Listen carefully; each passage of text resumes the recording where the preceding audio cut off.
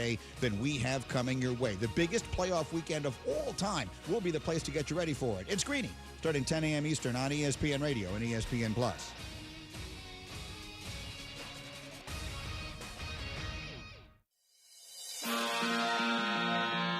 Isn't this a sports show? You're the Ben Roethlisberger of...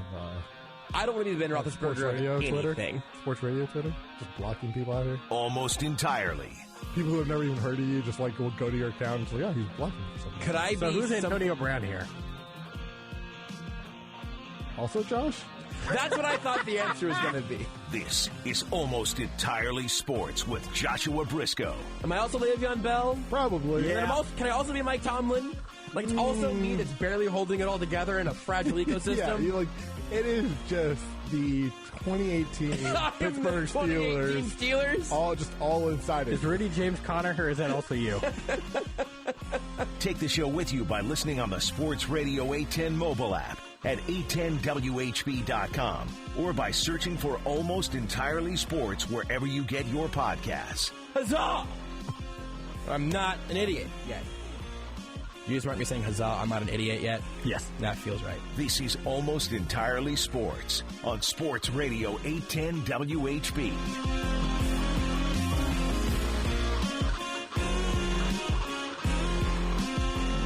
Well, if it's been a strange season for the Kansas City Chiefs, being here today on a Thursday before a playoff game, not being 100% sure what we should actually be talking about, that feels like a pretty fitting, start to the end of what this Chiefs season will ultimately entail. We'll have a lot to talk about here tonight on this edition of Almost Entirely Sports. Here with you for 3 hours. First hour, it'll be me and Rudy Salazar on the other side of the glass. And then we'll talk to, I've already gotten the order wrong again. Rudy and I have been quizzing each other on the hours that we're going to have our esteemed guests today. We'll have the one and only Craig Stout of KC Sports Network joining us at 8, and our dear friend Matt Verderame of FanSided joining us at 9. Honestly, if I hadn't looked at Twitter just then to see what Rudy wrote in the tweet, you might have been able to convince me that it was happening in any possible order. Craig at 4, Matt at 11. Done. I believe you. Could have been any Matt also. Any of the touring, cycling Chiefs Matts, of which I think there are 4 at least. You could just tell me that we're talking to 4 Matts tonight, and I'd be like, all right, that makes sense. I texted them. I asked them what times they wanted to do. I just can't remember anything anymore. Yet another reason that I'm just, we're all just aging into the abyss.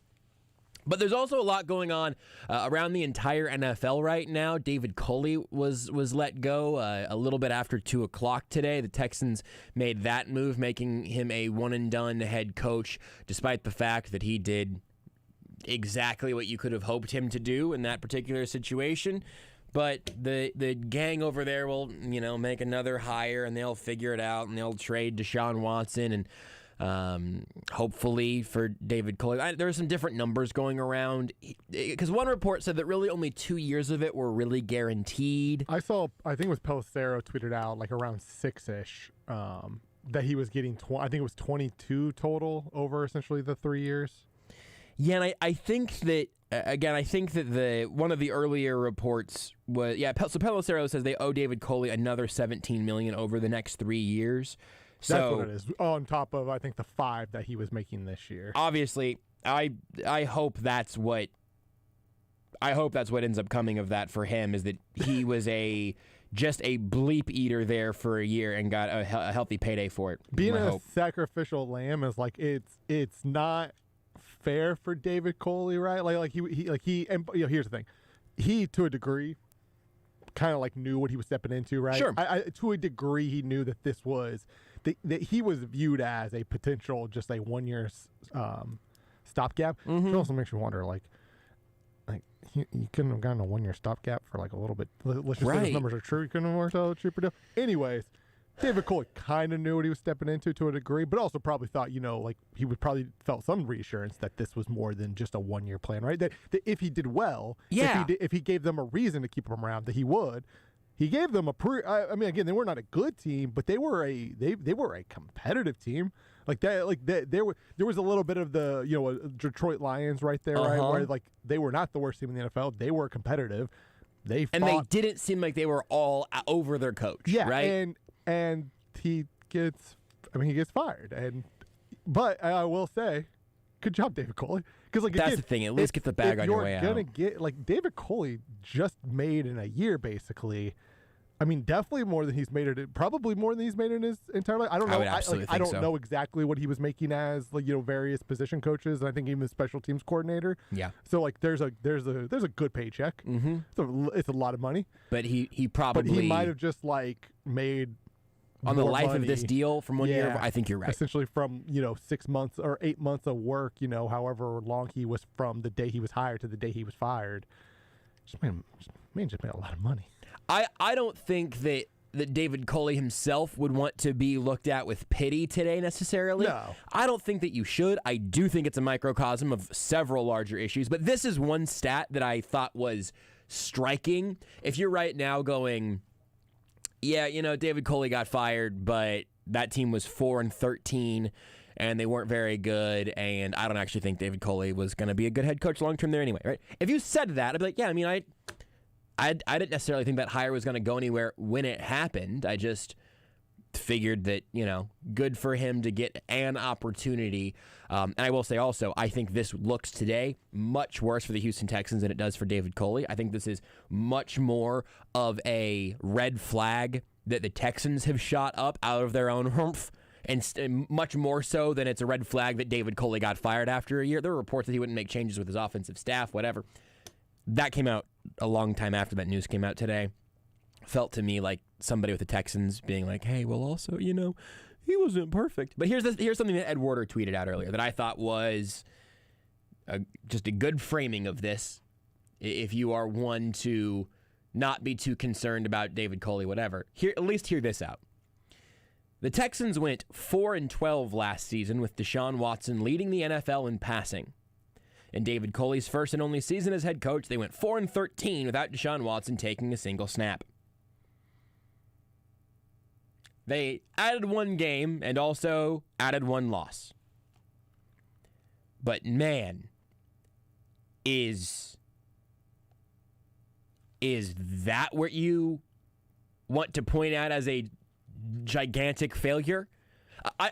On the other side, I saw an interesting video today that I had not seen before from when Nick Caserio was still with the Patriots, and Bill Belichick and Josh McDaniels. It was a filmed thing. They were like a sit down in front of a camera, so this was all, for ostensibly television or something. I'm not sure what it was from. But they talked about Nick Caserio and his versatility. They showed him taking some snaps in practice and really understanding the schemes they were running.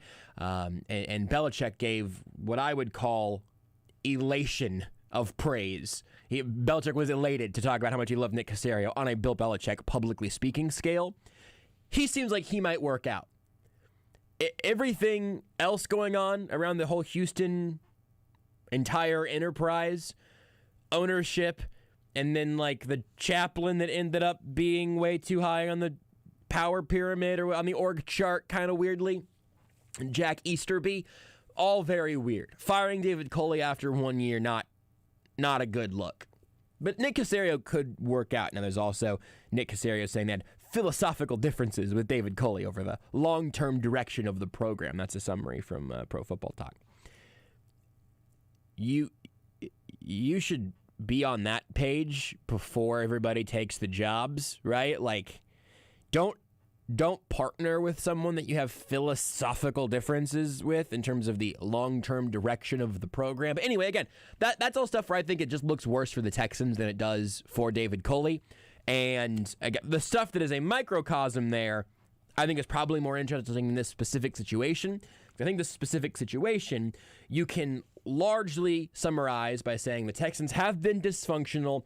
David Coley was dealt a terrible hand, won as many games as they won last year, even without a quarterback, and last year's team had one, weathered a storm, and got a big bag of money for it. I think, not going big picture yet, but small picture, I think it more or less summarizes it. And while, the Houston owner McNair. McNair. He's going to be fine financially. Yeah. Like, he can pay David Coley this money. There's no dead cap hit for a coach. Yeah. But there is something, though, like, I mean, like, I just don't know how, though, like, because, like, part of the thing that makes, like, part of how rich people get rich is by, like, caring about pennies, right? Like, that is part of it. I just don't know how, like, if you're the GM, like how you even just, like, yeah, like, let's just say the numbers are true. And even if they aren't, they're probably pretty close. Sure. But let's just say that, like, it is what it is. Like, how do you just keep going up to the owner and just like, yeah, I hired a guy, we fired him, and really in less than a year, and you owe him $22 million because of it. Yeah. Like, that's how that just seems like a bad way to start off that relationship. There is something that you've touched on there, I think, Rudy, fascinating within the psychology of sports owners. Yeah. I would love, and this is something that I am not the first person to belabor, but the amount of coverage that we don't get of sports ownership is maybe the biggest blind spot in all of sports media. The business side / the ownership side. My mom knows who Jerry Jones is, right? Because he is one of very few owners in all of American sports to be, in part, the face of the franchise. George Steinbrenner, like... Jerry Jones has not one, but 2 weekly radio shows. Perfect. Like essentially, you know, like GMs don't have weekly shows, and No. Jerry Jones, neither do owners. Coaches will appear on a show usually. There's not necessarily a coach's show, but there's usually a team show that has a coach and player. Jerry Jones has his own show, 2 of them that are each an hour long on different radio stations, because, like, that's Jerry Jones. Can you imagine Clark Hunt having a weekly show here? You know, we just Crunch Time just played. A lot of respect for Clark Hunt. That show would be boring. Crunch Time with Frank Bull, Tim Grunhard, and Clark Hunt. I will say, though, That show might rule. That show would be great. And you know what? You know what would happen if we had this show? I'd find out if Clark Hunt to hit the drive-thru or not. That'd be my first thing I'd figure out. Right. Like, See something like that. When was the last time you went to McDonald's drive-thru? Not Grubhubbed it. Not DoorDashed it. Not bought the franchise and then had it brought to your home. You sat in line. Yeah. At a fast food place, just like scrolling Twitter on your phone, waiting to pull up. That would be fun. Right now, if I'm thinking of other owners we know Robert Kraft partially because of unprecedented greatness in the sports. Oh, I thought you were going a different direction. And then all of that, right? Like, there are 2 reasons you know who he is. Yep. He's had enough clashes with Roger Goodell that makes him, which and we got used to seeing his freaking face at the 50 in the Super Bowl 6 different times. This is another little, like, it's kind of in the same realm, but I always enjoy it whenever because I feel like the one time you do especially get when fans talk about owners a lot, it usually always is about Roger Goodell and, like, how does he have this job because the owners hate him so much? Well, they don't, because they're his boss. Yes. Roger Goodell is not is not at the top. Correct. Roger Goodell, and honestly, I know a lot of people don't like the man. Again, getting a little off topic here, but it's just popped in my head. I have a ton of respect for Roger Goodell because Roger Goodell is just cool with being the bad guy and making like $50 million a year. I've never seen the movie, but Al Pacino once said in Scarface, "You need the bad guy. I'm the bad guy. You need me." Roger Goodell is... He's Al Pacino, Scarface, just cocaine everywhere. Yes. Exactly. I'm the bad guy. He's also the bag guy. Because he is both left holding it and holding it, if you know what I mean. He will be left holding the bag whenever there are embers around him, and someday he will probably be fired. I will guess he will not be retired. Or he will not retire. He will be retired, would be my guess. He will... With hundreds of millions of dollars. At one point, because he'll just realize, at some point, it's just going to be like, hey, I'm good. Or he'll be the fall guy for something bigger. Yeah. And then the NFL will make literally anybody else that guy. And then he will step away, and then 7 years later, he will be inducted into the Pro Football Hall of Fame. Yes. Because you know why, Commissioner? I assume there's probably been a commissioner in a sport that wasn't in the Hall of Fame, but my guess is if there is any, that number's at 1 at most. Because commissioners rarely, I can't think of a commissioner who's had like a massive scandal, really. At least one that led to him getting like, I can't think of a commissioner ever being fired. They usually just retire or die, or both. I would say Diane is retiring in a way. In a way. Yeah, I mean, I was just pulling up all-time NFL commissioners, just sort of curious if anything. It's just crazy though, because you're right. Like we're seeing this in baseball, right? Like we're not fully there yet. It's going to be about how the players are greedy, owners, are in the right when it's just these owners are billionaires, right? Like we view owners. It's weird.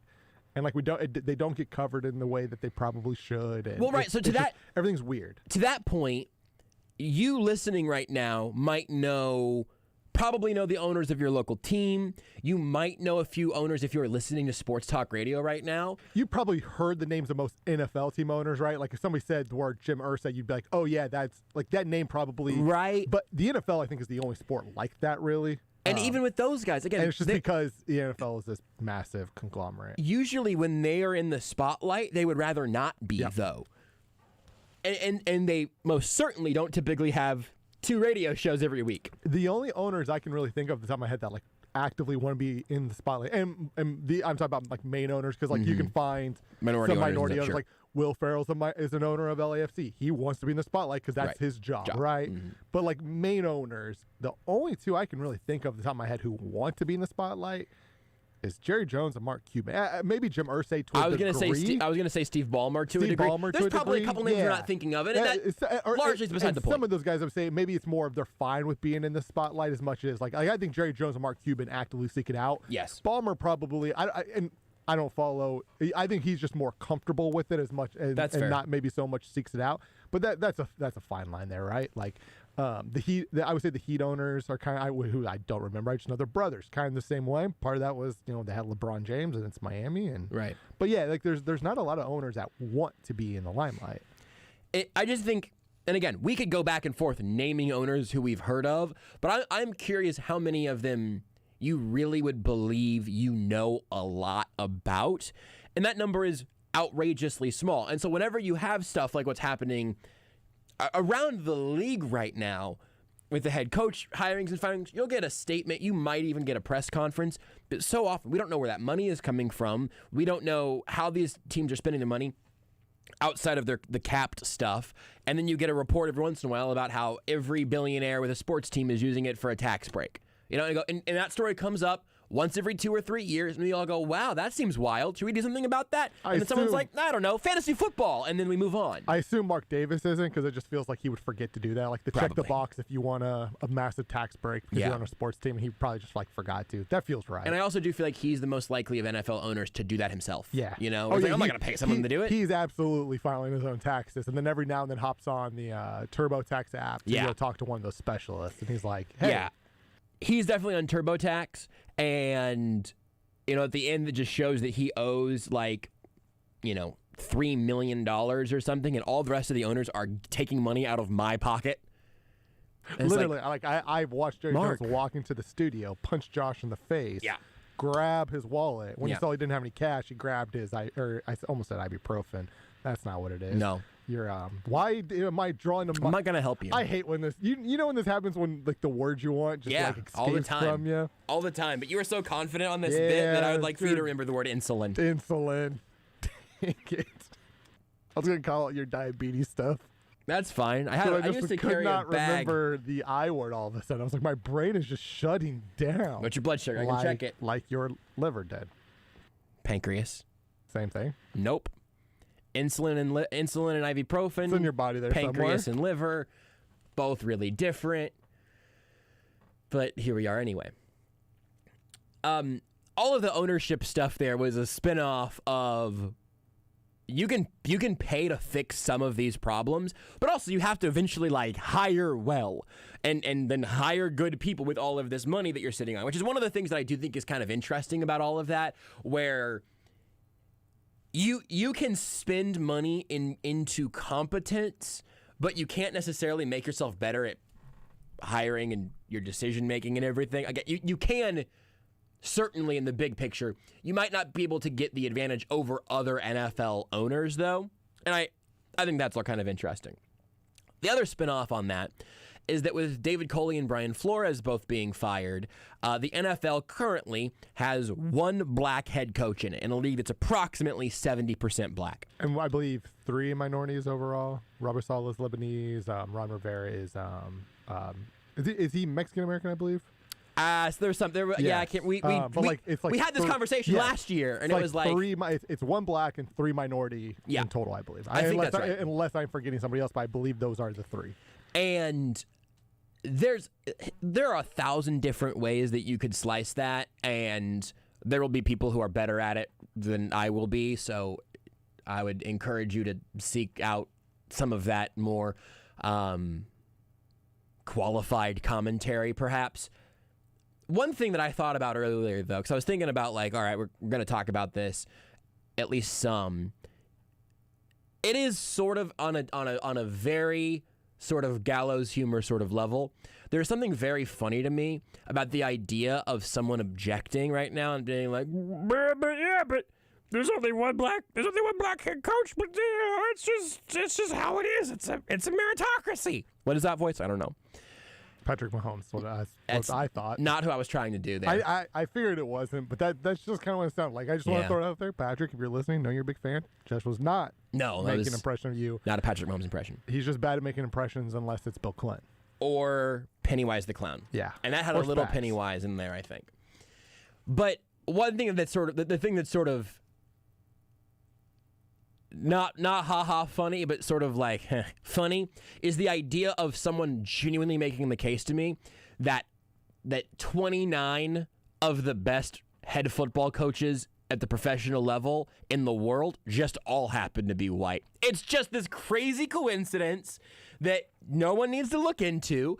It just happens to be that 29 of the most qualified NFL head coaches just happen to be light on the melanin, you know? And here's the thing, like it just happens that way. Even the NFL doesn't believe that, because every year we see basically 8 coaches fired. It's pretty much a guarantee that every year a quarter of the league is going to roll over, right? Yep. So like even the NFL knows that not all their head coaches, regardless of race even, right, are actually the 32 best coaches in the world, right? Because they're going to fire 8 of them every year, and they also always try the same 3 guys. Yeah, if it's not literally, it is figuratively the same 3 guys. Bill O'Brien's getting his interviews again, and some point within the next 5 years, Clint Kubiak will be a head coach. It's just going to happen. Yeah, there are some guys who, like, my guess is this will be Joe Judge's one and only time, because he doesn't really have the coordinator thing to fall back on, right? Yeah, like he doesn't have the Adam Gase, like, well, I was the offensive coordinator for Peyton Manning when we won a Super Bowl, right?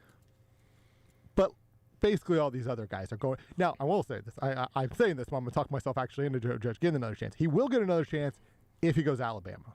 If he doesn't go to Alabama, because like Freddie Kitchens, who I always think is coaching Alabama, but he's not. He's with the Giants, who actually maybe he'll be the next coach of the Giants. Who knows?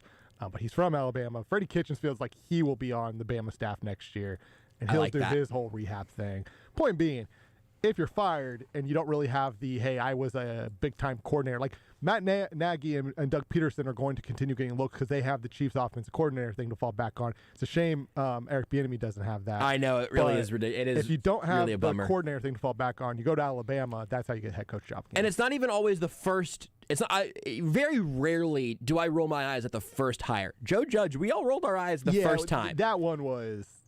We can all smell that one. There are other guys who can be like, hey, maybe I think Eric Bieniemy is more qualified than this guy, but this guy is qualified. It makes sense that he was hired, right? Like Nick Sirianni seems like one of those guys, right? Right. He's like, I would say, heading into this season, Eric Bieniemy had more qualifications than him, but he also seemed like a smart guy who was clearly going to get a shot one day, right? He was qualified. Joe Judge had nothing. Never made sense. Because then if you're like, let's go. McVay tree, Zach Taylor, whatever, you're trying to microwave it. But but Joe Judge was. But he was never on even the Patriots mentioned and not about being like part of the thing, right? Like Brian Flores got mentioned a lot. Like they're big beard dude who was the Lions coach. Matt Patricia gets mentioned. Right, where is he right now? He's back on the the Patriots. I'm pretty sure. Oh, is he really? I think he's like he's not the DC there obviously now because Belichick's son is. But I think he's like the linebackers coach. His second chance will I think come someday. Yeah, it's hard to watch the Lions stink off of you. For sure. But Matt Patricia might end up with another head coaching job before Jim Caldwell does. I was literally about to say because like Jim Caldwell's not getting had a winning record with the Lions.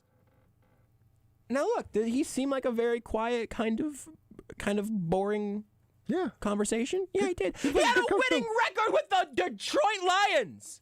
They made the playoffs one of those years. You kidding me? It is funny because like I can think of multiple white coaches. There's only actually at the top of my head, you might have somebody else. I can only really think of one, just whether black coach, minority coach, however you want to put it, like who's gotten like multiple chances. And it's Hugh Jackson. Yeah. Hugh Jackson might be the only one who kept getting chances, even though like it was pretty clear, not a great head coach. His teams were not good. They were never good. He got a lot of chances. But that might be where the list starts and ends. Yeah. And that's... Did Marvin Lewis ever want to get back into head coaching? I don't know. Maybe he was there for a really long time, and I understand forever. that. But that is one of those things. My guess is if Marvin Lewis wanted to, somebody would have hired him because I don't know. But I don't know. I don't know. Yeah. I mean, Lovie Smith had to go to the college back route. To college. Yeah. Like, one of the things about this that I do think should be beyond even being a topic of conversation at this point, because we should just simply know this to be true. Whenever you are predominantly having meetings, not quite to the same rate as even the head coaches right now, but predominantly having, well, it might be true for ownership, having meetings with largely white GMs and largely white ownership, a black coach with the numbers right there at the surface has to be overqualified, and then we'll have typically a shorter timeline to reach success. And if they do not on that first timeline, much more rarely will they get a second chance to do that with whatever they've learned from that experience. That is something that is at this point, demonstrably true. We have genuine evidence of that, and also the NFL not particularly seeming to move in the right direction on that front. I don't have a fix for it, obviously. I'm not sure what to do about it, but to act like there is not a very obvious pattern here is really silly. Now, look, if David Culley was white, would he be the head coach of the Texans today? I don't know, probably not. It seems like there's a Texans thing going on there. It really does seem like they went out and like, hey, we are hiring a coach to fire him. It doesn't matter what they do. Right. But now, again, why did David Culley have to take that job and not wait for a better one? Also, though, again, shouts to David Culley and his agent for working out that contract with that kind of buyout. Because, again, like, if you're the Texans, a guy like David Culley, who's never been a head coach, and again, this was the only shot probably he was ever going to get, couldn't have just been like, hey, man, like this is what other options you got? We'll give you 1 year, 2 years. But good job, David Culley. Respect. Doug Peterson won a Super Bowl, and his second tour is starting already, which could make plenty of sense. The Bears have fired Matt Nagy to interview Doug Peterson. Matt Nagy will be an offensive coordinator somewhere, and if that offense does anything, he will be back in the cycle in a year or two. He might take a year off because sometimes a guy just wants to take a year off. That's what Doug Peterson did. Right? Yeah. Makes sense. But Matt Nagy is never going to have a problem finding a job, and he will be a head coach again. I'm very confident. I think he probably will be. Unless the only way he's not, I think, is if he goes somewhere to be the OC. And the offense stinks. It's just it is bad. Yes. I think it could just be even mediocre and him still get another job because he's got that Chiefs, that Andy Reid, Patrick Mahomes Chiefs, background. It would have to be like embarrassingly bad. And what did it take for Eric Bieniemy to, again, other factors and stuff, I'm not pretending that it is only one thing, but what did Eric Bieniemy have to have happen for his name to clearly fall to a second or third tier head coaching candidacy? Two things had to happen. One is that the Chiefs dropped some passes that turned into turnovers. And the second thing that happened, more impactfully, I think, is that he wasn't hired already. I think he's genuinely interviewed with like a dozen teams at this point over the whole course of his interviews, and that might be some duplicates. He may have interviewed with some team 3 years ago that he interviewed with last year or something. I rolled the last hour of the program. I think Petro said 8 is what he was at. It was 7 or 8, so I think that's kind of. And now, I don't know this for a fact, but Petro, I feel like you're talking about a quarter of the league if it's 8, a quarter of the league, and. I just think here's where I would try to make some distinction, clumsily, but some distinction. You can talk about David Coley and Brian Flores getting fired, in my opinion, both of them too soon, at least for the situations they were in. Again, I'm not telling you David Coley's a Super Bowl winning coach, but that was an unfair situation for him to be in. Got paid. Great for him. Just so you know, because I didn't know about this either, but I looked it up. Apparently, and I don't know if you saw the whole Michael Lombardi thing with Brian Flores. Michael Lombardi said apparently Brian Flores was going around telling Tua, "I wish I had Mac Jones over you," but then he retracted Michael Lombardi retracted his statement. Like, well, I didn't mean it quite like that. It's like, well, you literally said massively weird. I know for a fact that he said this to Tua. Really strange behavior. Though. Yeah. Which I guess, like, again, like we kind of talked about before the show, I guess if you're at the point where the quarterback and the head coach hate each other, which most reports, I don't know if that part of it's exactly true. It does seem like they didn't have a great relationship. Right, and I don't think Tua's going to be there next year. Anyway, who's the guy? Who's the guy next year? That's the thing, right? Like, if you're the Dolphins, you have to stick with, you just almost have to stick with Tua now, because otherwise, what are you doing? I think overhauling probably, which is wild for a team that won 7 in a row late in the season. Anyway. Yeah. But here's where I'll land the plane. Back-to-back seasons with winning records. Yeah, not enough. Here's where I'll land the plane on that. I do not think that the situations of David Coley and Brian Flores and Eric Bieniemy, and in a different turn, Mike Tomlin, and maybe it will be Byron Leftwich, a couple other current candidates. I don't think that the NFL season will kick off next year with one black head coach. I would hope. Flores seems like he's going to be hired. Maybe. He might not. It does seem like you can talk about those situations and cover a ton of stuff there. There are a lot of factors. You cannot talk about their situations without talking about them being black in a enormously white position in a league that at that level is overwhelmingly white. I do also... You cannot separate those things and have an intellectually honest conversation that includes all of the factors that are at play here. I also do find it humorous/sad that a big hiring offseason for black coaches will result in like 3 of them next year. Correct. Like a good offseason for if you are a black coach coming up and you're looking for hope. A good offseason is like let's say Brian Flores gets hired and Gerard Mayo's name has been up there. Byron Leftwich's name has been up there. That's if half of the open vacant positions right now are filled with black head coaches.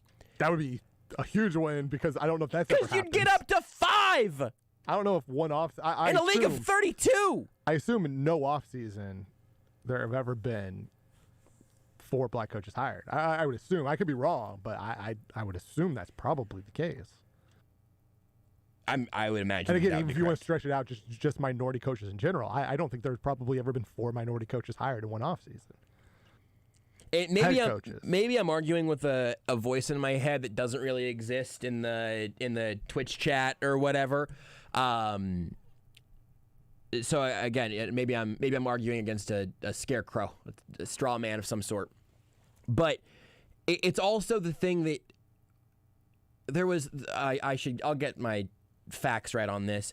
I want to try to get actual any single details.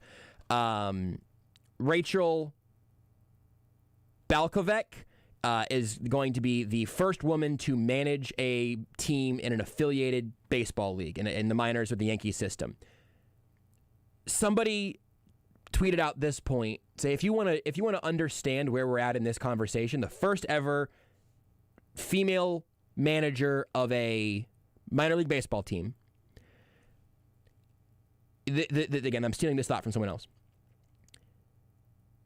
If your thought is to ask about her credentials and if she should be in that position and if she earned that spot or how the clubhouse will respond.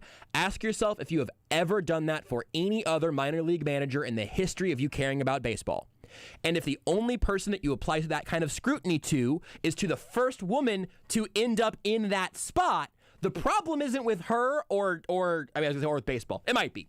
But in this instance, the issue is not, was this woman properly qualified?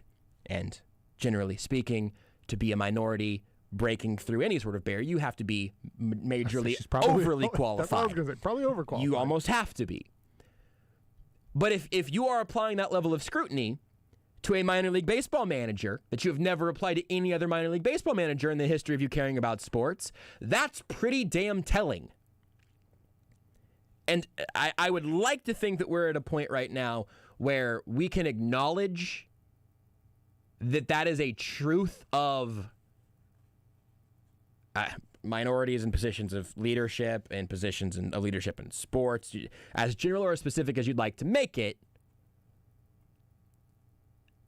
You will only make yourself look like a fool, or at least like a person missing a significant chunk of life experience, if you decide that you are going to try to pretend that much of anything, even sports, is actually a meritocracy that will judge you solely on your qualifications and experience and direction and all of those things.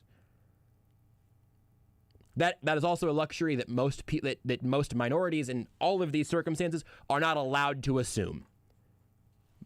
Many cases because they have been given evidence to the contrary. That's just a part of the conversation that you have to include. You cannot pretend that is not a part of the conversation. We're going to take a break. Whenever we come back, we will change gears significantly because Rudy hasn't heard this yet, but I want him to hear what Bart Scott said today. Oftentimes, we play an audio clip from something like Get Up, which is where I believe that this audio clip happened. And great show. Love Greeny. Big fan. And I'm just really excited for you to hear today's clip, Rudy. We'll talk about that whenever you come back. Want more Almost Entirely Sports? Watch the show live on the Sports Radio.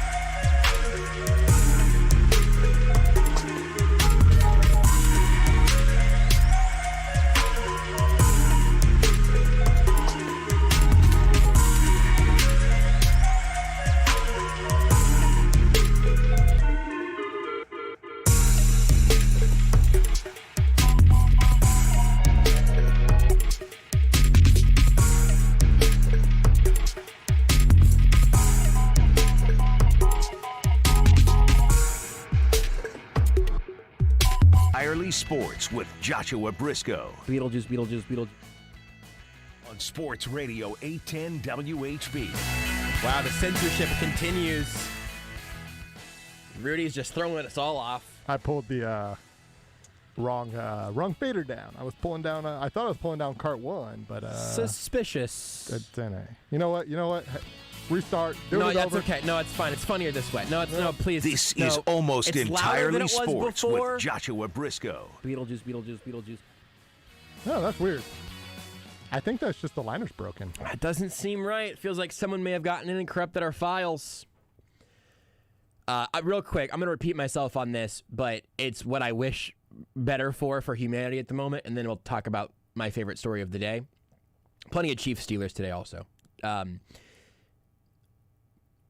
I wish we were all better at not being weirdly defensive on behalf of people that we do not need to be defending, and just listen to people who tell you about their experiences.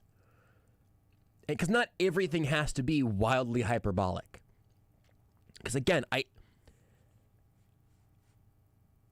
it would be disingenuous to say Eric Bieniemy is not getting a head coaching job solely because of the color of his skin. I don't know that that would be fair. I also think it would be insane to say that has nothing to do with it in the greater construct of the NFL head coaching cycle. That's all. I also find it weird how we like to pretend that we know people who we don't know. Yeah. Right.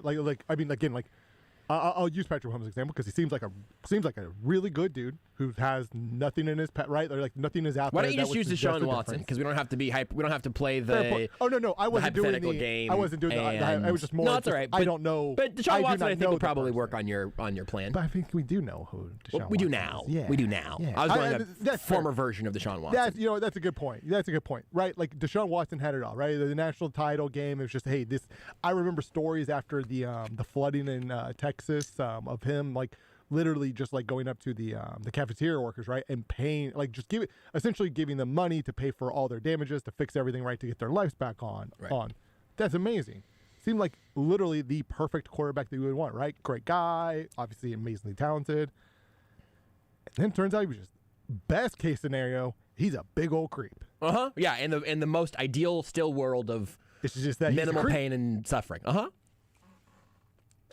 It's why we just the reality is we do not know, and that goes for everybody, right? In any organization, we just don't know people that well. We don't know them. We know what people want to say most. How of the time. often do you see on the news about some guy who had people locked in his basement? It's he was the nicest guy. He was the best neighbor ever. You don't know him, and you don't have to stick up for them and pretend like you know. You don't. Yeah. And that's okay. No, I must defend Elon Musk for some reason. Well, he's a great guy. PayPal. Let's. Rudy doesn't know this audio. Bart Scott on Get Up today. He got up, and I'm gonna play this audio for Rudy in a nice twist of fates here. And if you haven't heard this, it's the best audio you'll hear all week in terms of evaluating the playoff picture right now. And I thought that Bart Scott had a really interesting suggestion for how Josh Allen can stand firm against the New England Patriots this weekend. The guy hates the cold. He doesn't play well. And he says the reason is because he's got bad circulation. So his toes get cold. And as you know, with your feet. Can I give you a suggestion for him? Josh Allen listening? Can people get this message to him? Viagra. Take some Viagra for the game, baby. That'll fit that circulation going right.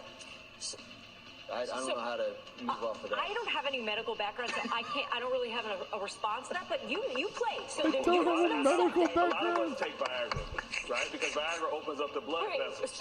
A lot of us take Viagra. What do you mean? A lot of NFL players, at least in my day, took Viagra because it opens up the blood vessels. A lot of endurance athletes, because Viagra was first a heart response to this, right? So it builds up circulation, which makes sure that it gets that circulation to the feet. So I actually saw a TikTok about this. Lemon and olive oil, I think, is actually a much better natural solution than a pill that's full of chemicals. I hate to ask this follow-up question, Rudy, but a better natural solution to which problem? Blood pressure or blood flow. Blood flow. What was the? Saw TikTok about this. What was it? I wish I could remember exactly what it was. I think it was lemon. The first thing I said was olive oil. I don't think that's right, but it was Doesn't make sense. It's like a lemon and something, right? It's like a little natural concoction. A natural what? Concoction.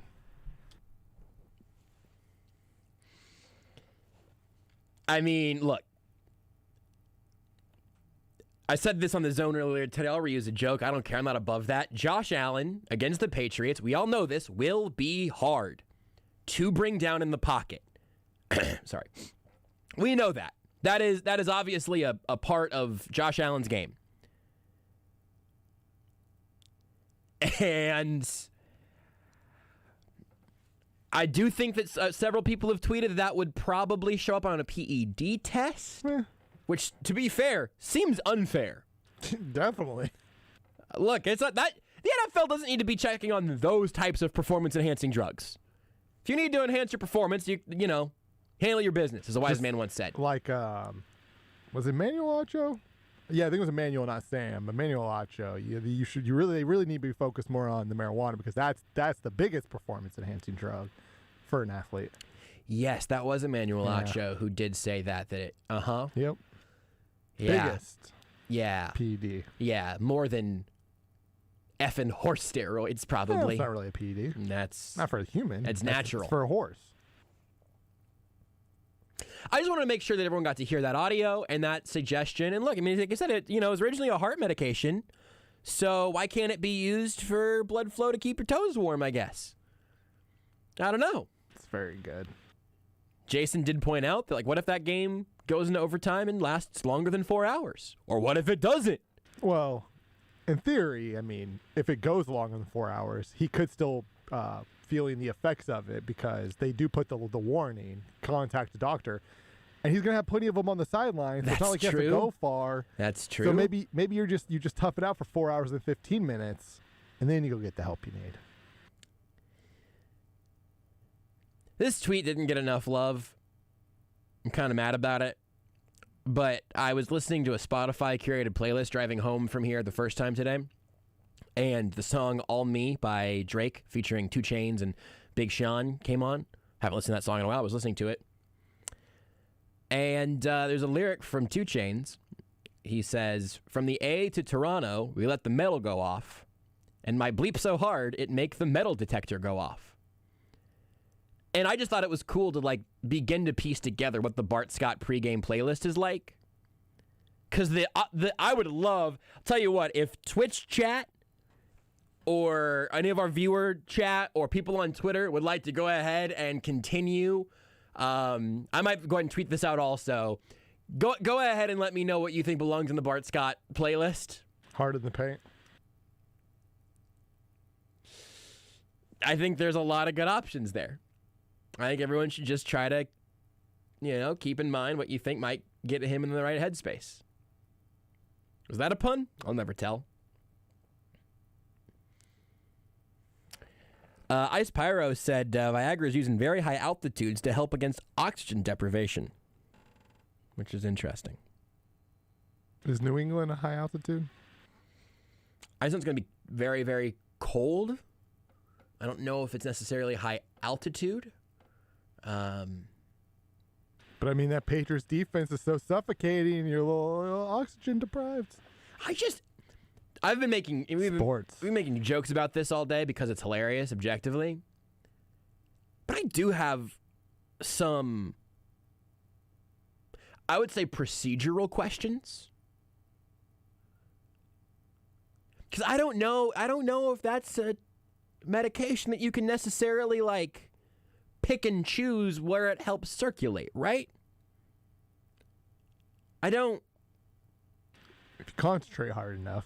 Yeah, can you just be like, go to my feet, go to my feet, go to my feet? Your feet will become really hard. Because all the blood's there. I don't know, man. I just have a lot of, I have a lot of questions. And then when you're about to throw the ball, you channel it into your arm. Wow!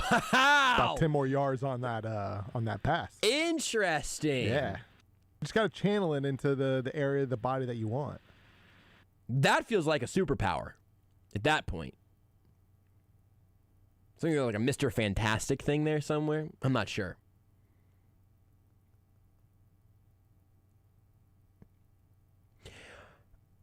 And my bleep so hard it make the metal detector go off also is like the definition of a weird flex. It's a strange thing to be like. I imagine it's not a strange thing to be proud of. You should be proud of it. Well, it's just I just imagine him going around telling people about it, like just like at a party or I just like at his kid's you're at the kid's recital, right? You're just don't talk to about this at the kid's recital under any circumstances. It seems like a weird thing to flex about on just a day-to-day basis. But there's also the logistics of it. I think regardless shouldn't make a metal detector go off. I think if it makes a metal detector go off, something has gone wrong. All right. Just however you look at it. Something has happened. Something unnatural has happened. And also, why is that your status at the airport? It seems really inconvenient, if nothing else.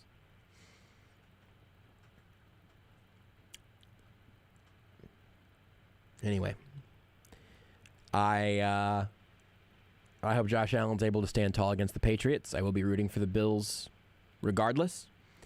And, I just think it's nice that the first segment we talked about dysfunction, and in this segment we talked about. Did you know you can listen to Almost Entirely Sports anywhere, anytime?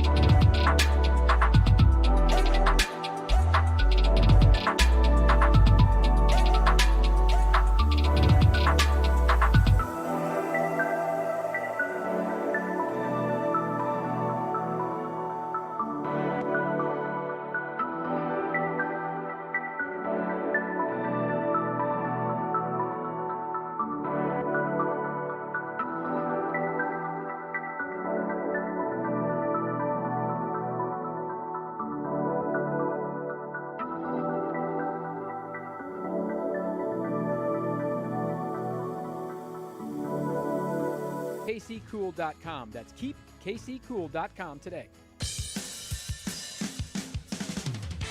This is Almost Entirely Sports with Joshua Brisco. Beetlejuice, Kaepernick. On Sports Radio 810 WHB. An update on a topic previously covered on Almost Entirely Sports. Jordan Foote has tweeted out that he is currently watching the Andy Griffith Show on MeTV. He has posted a screen cap of it to verify. He's going to start Squid Game later. Very similar shows. Here's an interesting thing also. Andy Griffith was the Squid Game in the 1960s, actually.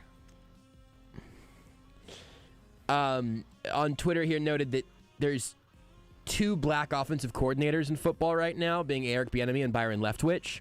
You want to talk about the pipeline issue there?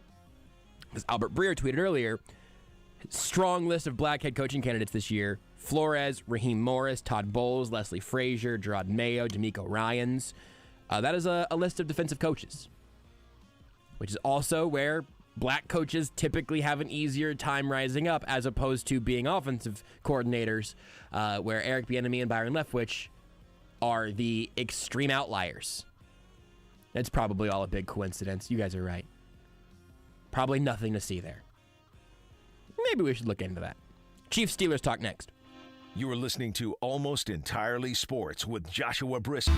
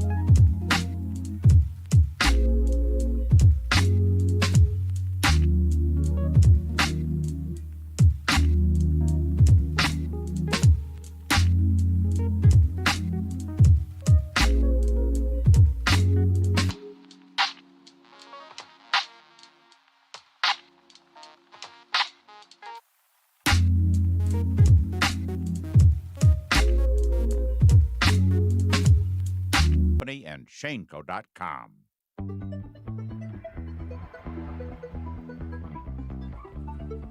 You're listening to Almost Entirely Sports. By the way, this is not shade to anyone on the planet, because I haven't listened to any voice other than mine for the last 24 hours and arguably 23 years.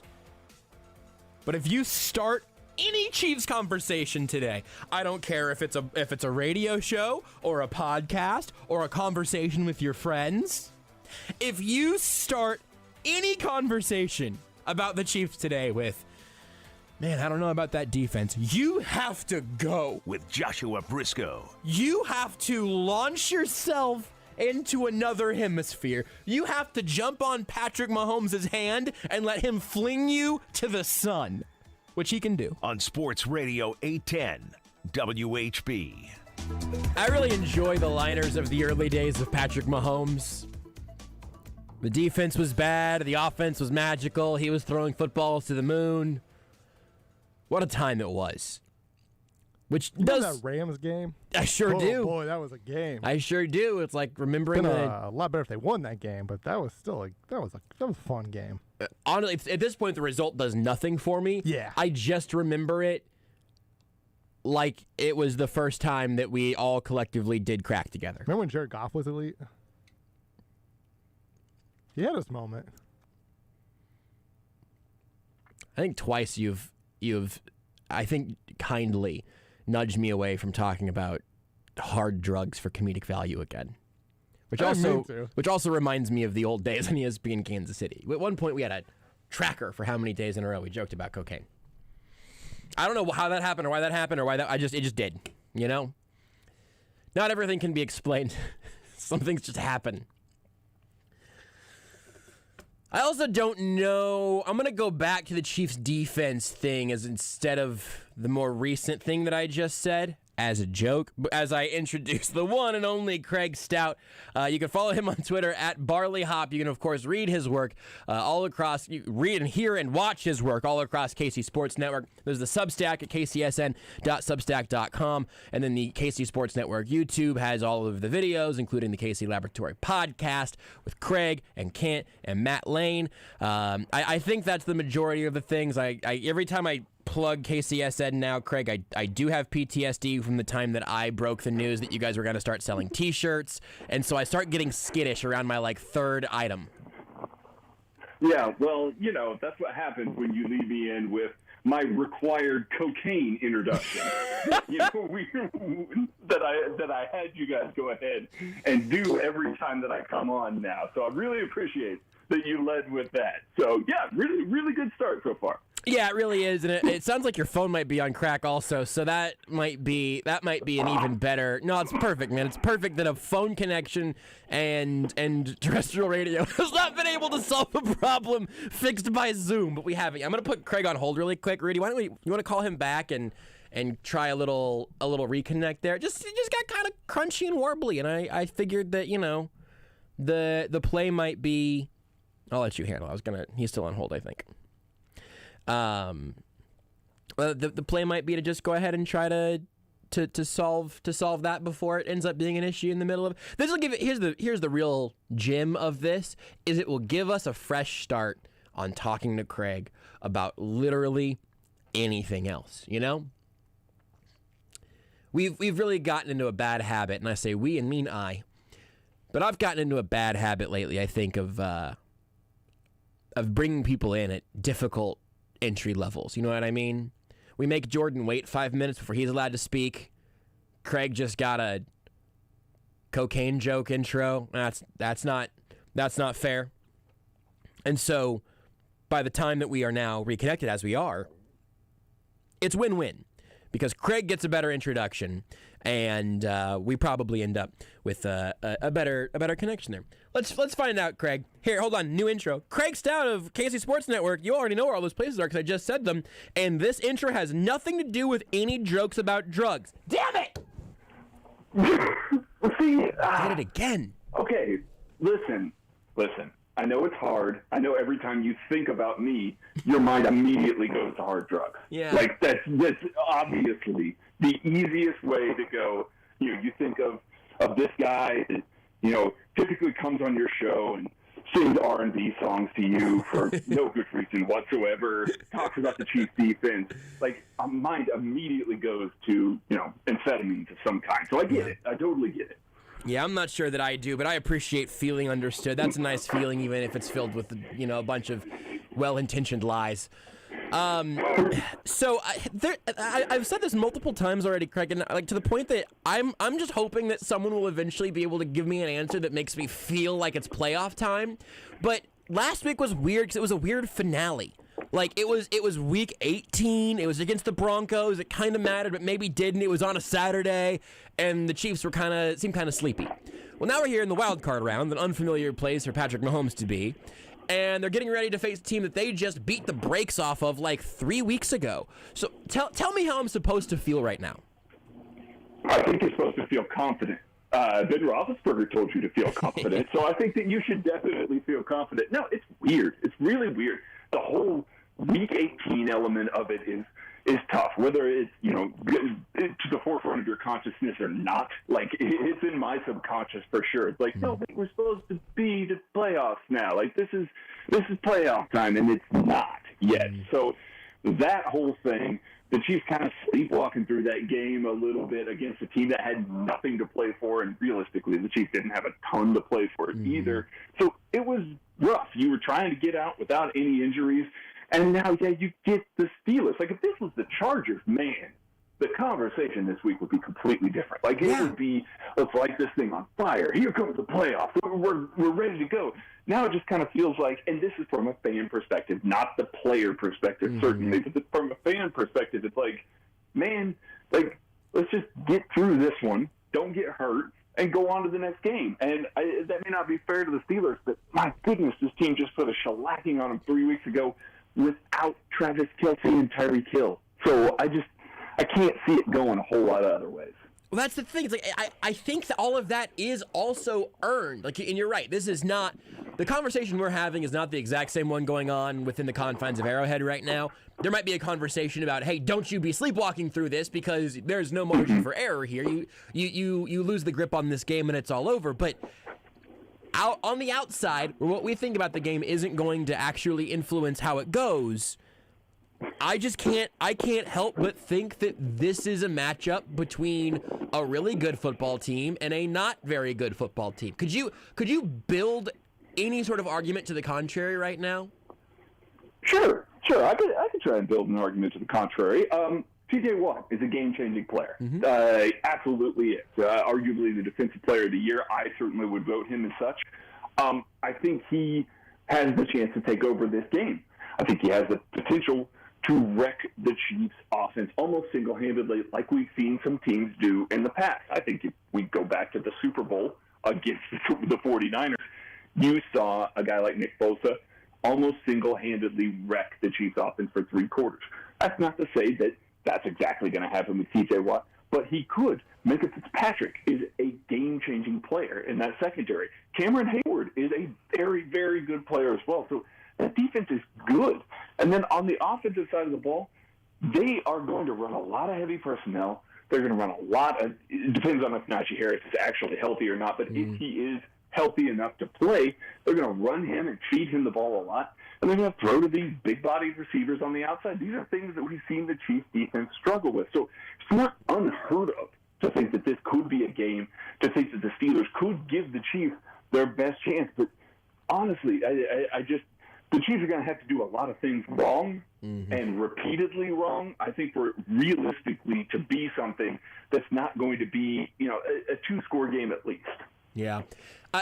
I think that, and maybe this is a weird doubt that I don't know if it's based on years of Chiefs play or if it really is based off of really just a few weeks from the beginning of this season. But, like, I definitely would not count myself amongst anybody thinking the Chiefs are infallible right now. In fact, I have found myself more on the other side of being like, hey, everybody, I do want you to remember that the Chiefs have lost some games this year. But I think that the games that stick with me, and it can be the Bengals game where there was a lot going on from, all 3 teams, back to some of the games earlier in the year, sneaky, right? Where they made the self-inflicted wounds and the mistakes and all of that we've all talked about a million times, but they went up against good enough teams to exploit those mistakes. And I think, to be honest, I think that they could get away with a few against Pittsburgh, which is sort of putting that weird film over how I feel about this game. Good teams, I think, can absolutely catch the Chiefs if they're making these mistakes that we've seen them do consistently this year. I just don't think right now I'm that convinced that the Steelers are in almost any form capable of doing much with it. I guess it changes if it's a fumbled punt or something, right? But for the most part, I don't know that the Steelers would be able to deliver a punishment for those sort of mistakes. You think about the things that have killed the Chiefs, driving down the field, getting into the red zone repeatedly at the beginning of the year, and Patrick Mahomes throwing the ball off of one of his receivers' hands for an interception. Right. Do you believe that Ben Roethlisberger and this Steelers offense are then going to take the ball from the 16-yard line and drive the length of the field for a touchdown? I do. I don't. Yeah. I just watched this happen, and by the way, the guys that their entire offense runs through, Najee Harris, hasn't practiced yet this week because of an elbow injury that looked really bad when it happened. We'll see how this works out, but they don't have the same juice that some of those teams that really did kind of put the fear of God in the Chiefs early on in the season as they made those mistakes. That's just not the same sort of scenario that we are going to see. Ben Roethlisberger and this Steelers offense are definitely going to pull out all the stops. We're going to be seeing lots of tendency breakers, trick plays, things like that. But, they tried those against the Chiefs 3 weeks ago, and they resulted in turnovers. They have tried a lot of this stuff, and it still didn't work. So, as I see this, it's yes, the margin for error is greater, and Las Vegas believes as well. It's a 12.5-point line. That's unheard of in the playoffs. So you don't get games like this very often in the opening round of the playoffs. Chiefs really did luck out in playing a team that, frankly, they match up better for than a lot of other teams in the playoffs, and that's even before we start talking about the quality of the players, which just doesn't hold the same candle as it does to the Kansas City Chiefs.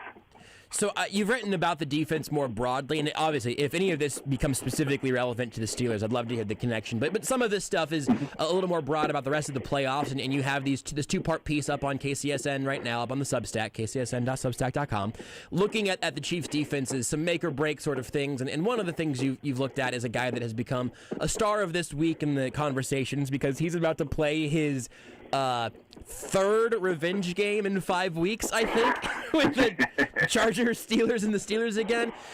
Melvin Ingram has made this defense better. Tell me how, though. The way that he's made it better is, Travis Kelce said they called him the juice man. He just brings that little extra explosion. He makes that extra play, that extra impact player along the Chiefs' defensive line. Melvin Ingram has an almost 10% pressure rate since he's arrived in Kansas City. That is good for third on the team this year. And he's done it in, just this handful of weeks, the back half of the season. That has forced offenses to have to pay attention to it. When you've got that third guy over there, you can't just say, okay, we're going to double Chris Jones in the interior. We're going to send the running back out towards Frank Clark to chip him. And guess what? Now we've got all day to do whatever we want. Melvin Ingram is crushing the pocket. He's getting pressure. He's forcing throws out. Oh, and by the way, he's also the best run defender that the Chiefs have at defensive end right now, which I never thought I'd say. Frank Clark is an awesome run defender. Melvin Ingram's been even better this season. So he has completely changed, and not just for the obvious thing of, hey, we're moving Chris Jones back inside. Steve Spagnuolo talked about they were already doing that. They were starting to do that in week 7 before Melvin Ingram got there. But this has made it easier for them to win on the outside still while Chris Jones is on the inside. It's just completely – it's added that extra element, that extra playmakers. We saw this past weekend. He made 3 just incredible plays in that game, and the one that everybody's going to remember, he did it earlier in the game. Like a quarter before it, he had an exact same play. It was almost the exact same, didn't force a fumble.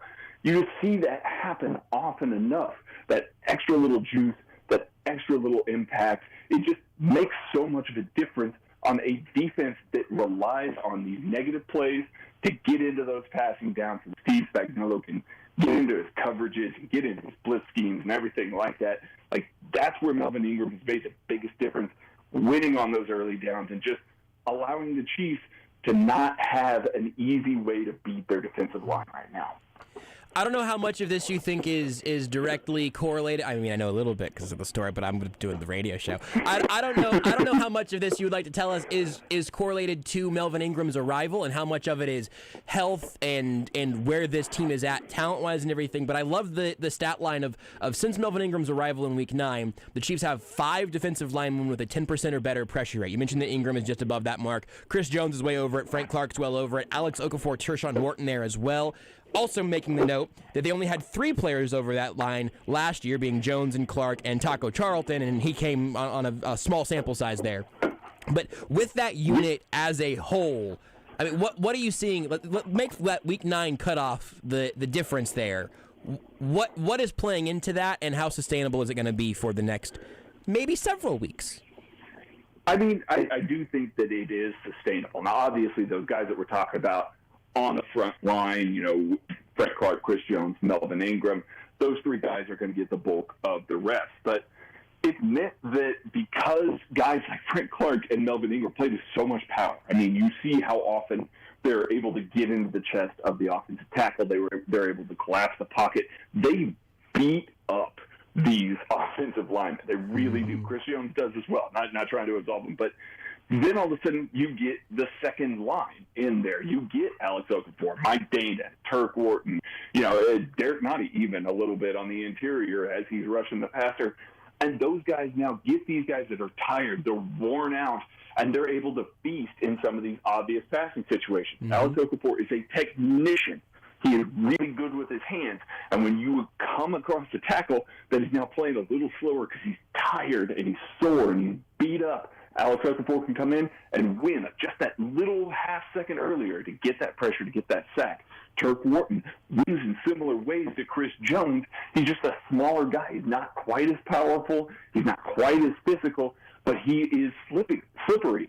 And so when you've got these guys on the interior that are a little more beat up, a little more tired from having to cover Chris Jones for as long as they are, now you insert Turk Wharton. So it really has had this cascading effect, but it's because there's a lot more one-on-ones with Melvin Ingram out there. That Week 9 cutoff does matter because you're seeing more one-on-ones. You're seeing more guys that are having to take on the brunt of stopping Frank Clark, Jaron Reed, Chris Jones, and Melvin Ingram on that front line. When they get to that second tier, those guys now all of a sudden can come in, find a little more success, be able to impose their will a little more, and just improves the rotation because then those guys get to come out and it's a cascading thing that happens because that third guy is there that you just have to pay attention to.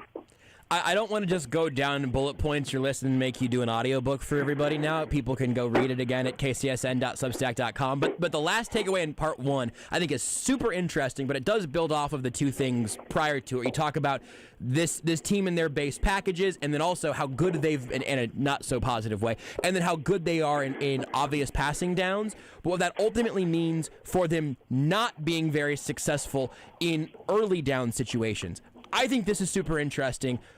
Put into context what that problem looks like and why you think that has either come together or, as you kind of get to here, like why it is disconcerting that has been a point of concern.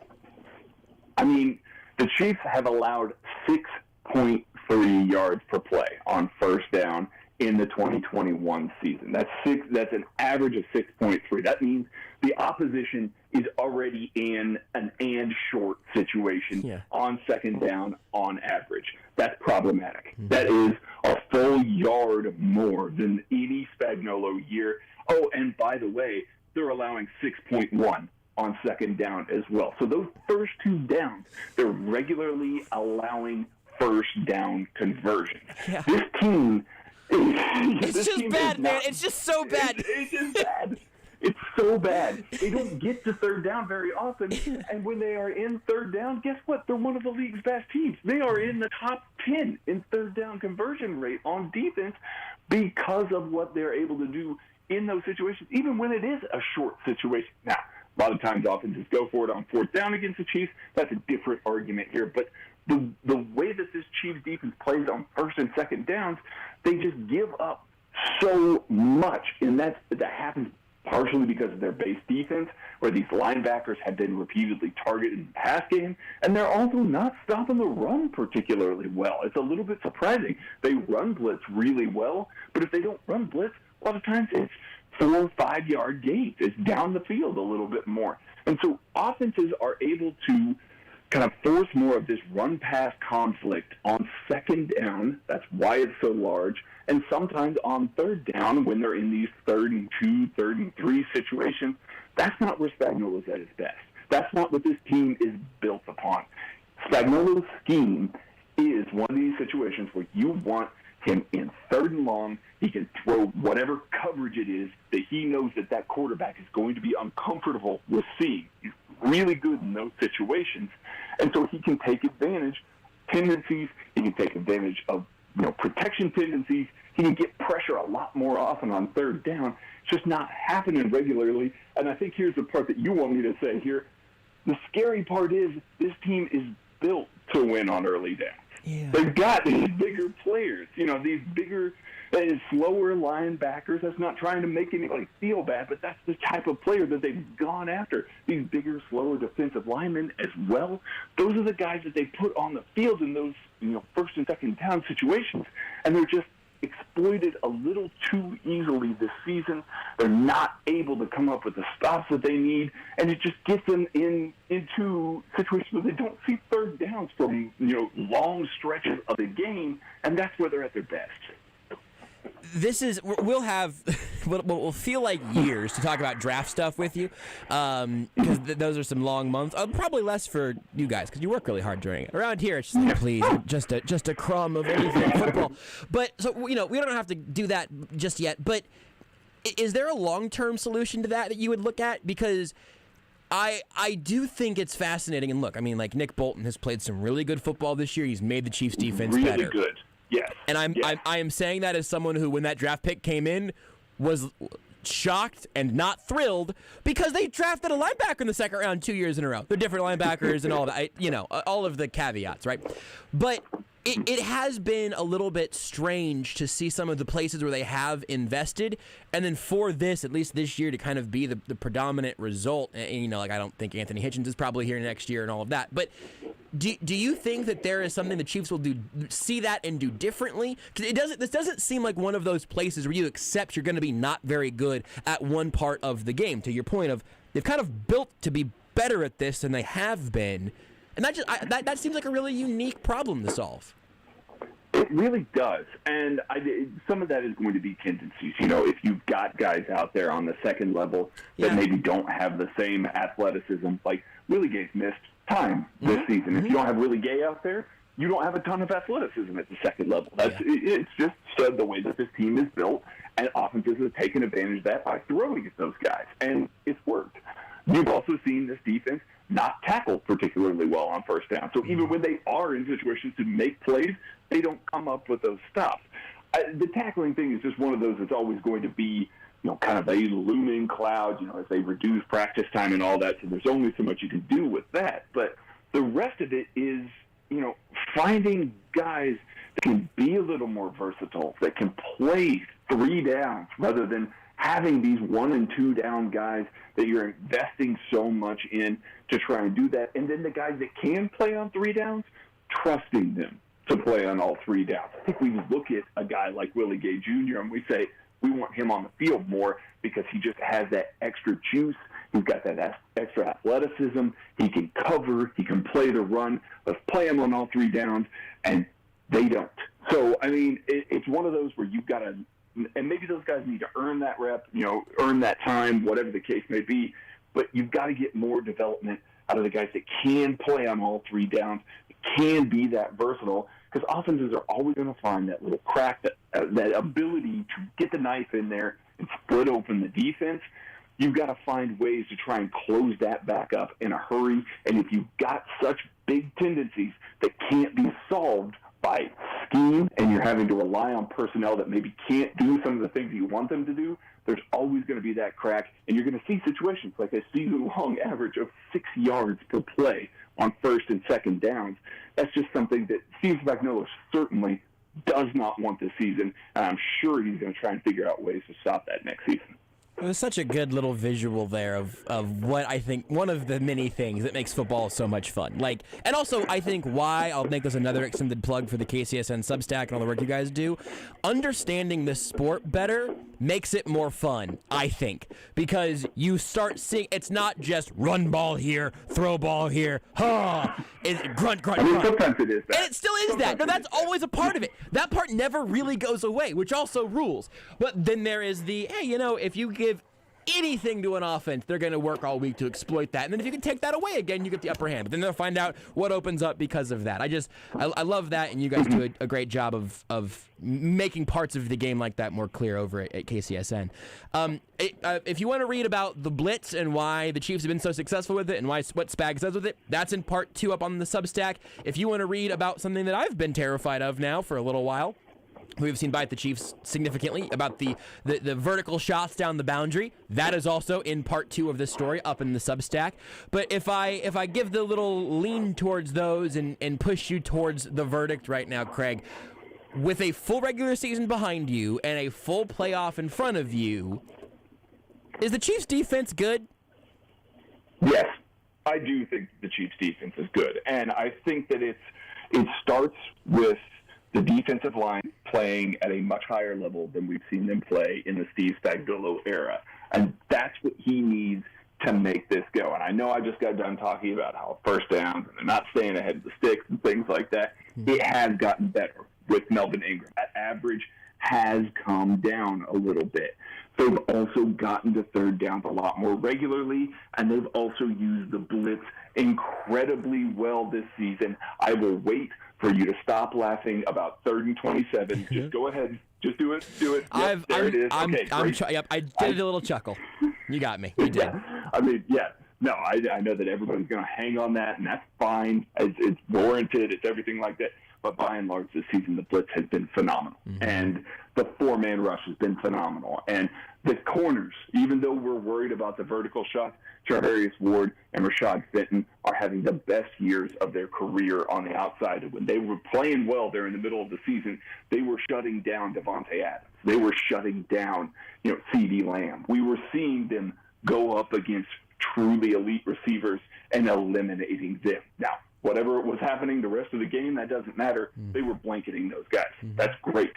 They can return to that. And if they return to that, if we don't see essentially what we saw against the Bengals, which is everybody's going to point to, if we don't see what we saw against the Bengals again, this defense is so good at finding ways, creative ways, to break tendencies and stop the offense. That's what Steve Spagnuolo does best. I think that's what he'll continue to do throughout these playoffs. I am excited to see rematches. I want to see the Bills again. I want to see the Titans again. I want to see the Bengals again. I want to see whoever it is in the future here. I want to see these teams again because I truly believe he has learned from the mistakes. He has learned from those teams, and I think he's going to stop them. We've seen that happen over the past 3 years. I think we'll see it happen again. Last thing for you, Craig, is that one thing that I do have a little bit of an inkling of is just that whenever the Chiefs see quarterbacks who are very comfortable breaking the pocket, moving on the ground, kind of making some damage in places where maybe it's not designed to be, that feels like it could be a challenge to any offense. And I'm just excited to hear how you think Big Ben's going to do that to him this weekend. Hang on. I just have a question. Sure. Who is carrying the sled that is moving Ben around the pocket? Which offensive linemen are they designating to move him out of the pocket via sled? It's like the Grinch, where you have this huge bag full of presents being dragged along by a little puppy with one horn on his head. I know. Somebody there can be Max. That's yes. And see, all of this could be avoided. We could have been having a much more significant conversation about an opponent that we all wanted to see that was going to be a true barometer if there just would have been a tie this past weekend, people. One tie. That's all I asked for. One tie. Just one tie. How many times have we seen a kicker shank a kick in a big moment? That would have been a totally stress-free place to shank a kick. You're still in the playoffs. Guess what? You still celebrate. Guess what? All those Steelers fans donated to his, foundations and stuff like that. Guess who's going to be donating to those foundations? Chargers fans, all one of them. They would donate so much money to Daniel Carlson's foundation. It is, unbelievable. Such a tragic missed opportunity. Craig, I appreciate it as always. Thank you for making the time, and good luck keeping up with Big Ben this weekend. I know you're going to have to really work out those clicker muscles. I'll get out my walker, guys. I'll get out my walker and try and keep up. See you, Craig.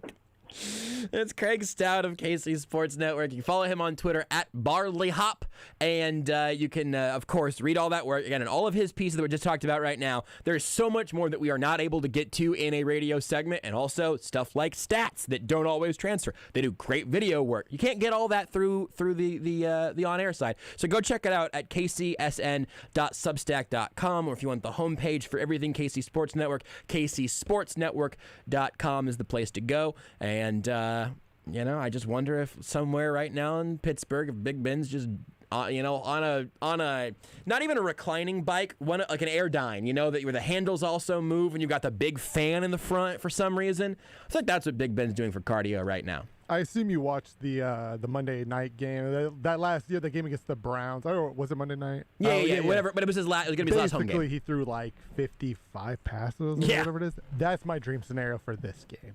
55 passes for 56 yards, essentially? I just want to see Big Ben be like, you know what? This is it.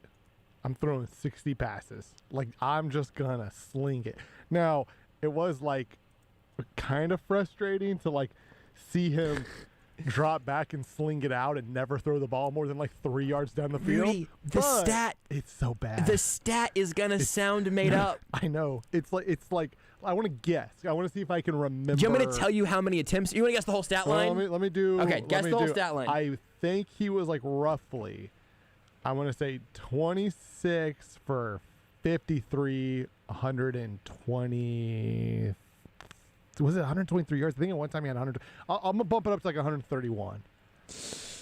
24 completions. I think you said 26. I said 26, yeah. With 46 attempts. Oh, he had like 50. He was 53. I thought he was in the 50s. He was more efficient than that for 123 yards. See, okay. You had it. I remember seeing the box score, like watching the game, that he was at 123 because I was like, oh, it's 1, 2, 3. I just thought maybe that was like, oh, he completed another pass. Baker Mayfield in that game had a QBR of 16 out of 100.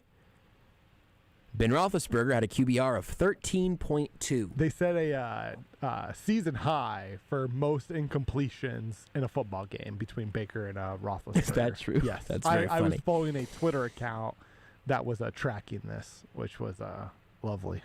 The most incompletions in a game in NFL history was the Giants versus, I believe, Washington.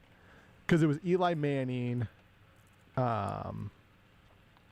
versus pick a Washington quarterback. I would believe you. You could say any name. I probably could. Honestly, I think I could figure it out because it happened. It was in 2007. It was when the Giants played Washington in 2007 because Eli had a ridiculous stat line. Because it was Brandon Jacobs versus Clinton Portis. Like, that was the battle. It was the battle of the running backs, baby. CP beat Brandon Jacobs. Caught myself.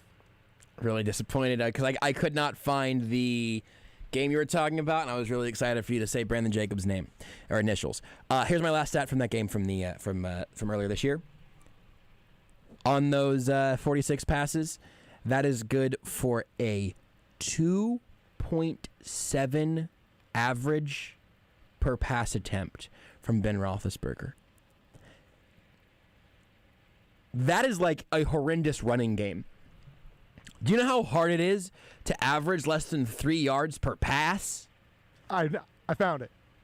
Hit me. Sorry. No, hit me. That's all. Once I saw the quarterback, I remembered this is why it was so great. It was Eli Manning, who went 18 for 53 for 184 yards and a touchdown. What? Was that game played in a hurricane? And Washington football team legend, Kansas City Chiefs legend, Todd Collins was 8 for 25, 166 yards. Football, baby. Back when it meant something. Also, to correct a mistake from 40 minutes ago, Marcus Brady, the Colts offensive coordinator, is black. I think it's funnier if we don't give any context to that, and that you just have to be listening to the show for that last 45 minutes for that mistake to have made sense, or for you to know what it is now. Rudy just told me to, I believe you said break it up. Break it up. Because we've run very long this segment. Very long. I'm partially to blame for that. Of course you are. It's a team effort around here. You got to be better. I got to be better. Eli Manning needs to be a little bit better. Ben Roethlisberger needs to be better. Todd Collins. Craig's phone. Baker Mayfield. But hey, good news if you're Baker Mayfield, you got the vaunted, Baker's our guy. Anytime you get the you words love a vote of confidence. The vote of confidence. It's never gone poorly. David Coley probably got a vote of confidence about a week ago. Joe Judge was literally told, hey, man, we believe in what you're building here. Don't worry about the rest of the season. There's nothing you can do in the last 3 games that's going to get you fired. He said, hold my beer. And ran a quarterback sneak on 3rd and 9. That is a hold my meth moment. Yes. Like he was told, what? You know he was told that, hey, don't worry, your job is safe. Yeah, We're we got not you, baby. basing you off wins and losses. And he said, watch this. Sounds like the Giants were a poor judge of a head coach. Let's break it up here. Let's break it up, Rudy. Break it up. Let's go ahead and break this one up. Merely talking about Joe Judge has put me in a despondent state because I can't believe that he was almost a head coach for another year in the NFL. Then he ran a quarterback sneak. There are moments where you watch the coach get fired. Vic Fangio got fired whenever they kicked the field goal down for 5 minutes left. He might have been fired regardless, but that was the moment. I just had a thought, Rudy, and then I know we got to break it up. Break it up. We can do 2 segments this hour if that makes it easier for you. Yeah, that's fine either way. You did say earlier that Joe Judge, not having a coordinator thing, is probably going to make him hard to get another head coaching job again. Also, such an abject failure. Yeah. I think Todd Haley may need a rival. Joe Judge, USFL head coach. There are 4 teams wide open. 4 teams do not have jobs. 4 teams don't have coaches yet. Joe Judge is going to coach in the USFL. Joe Judge is a perfect USFL head coach. I mean, think about it. He is testing out new alternative methods, right? What a better place than to try out your quarterback sneak every play offense. And he might be good other there. than in the USFL. I feel like it might work. I don't know why. It's like you try things out at lower levels, see if it works. It's like the high school football coach who never punts. Now he's at D3. Yeah. Eventually, I think he got fired. Yeah. I did think he got fired. Well, we took a knock, but hey, this is how it works, right? Next thing you know, a coach like that's going to be Division II, and we're just going to build our way up. Next thing you know, in the NFL, Patrick Mahomes will never have to step off the field again because punting will be illegal. And punishable by death. No more punts ever. Rudy, it is, let me check. It's just turned 8:41 p.m. Central Standard Time. Do we need to take a break? Yeah, let's break it up. Let's break it up. Take the show with you wherever you go. Listen live on the...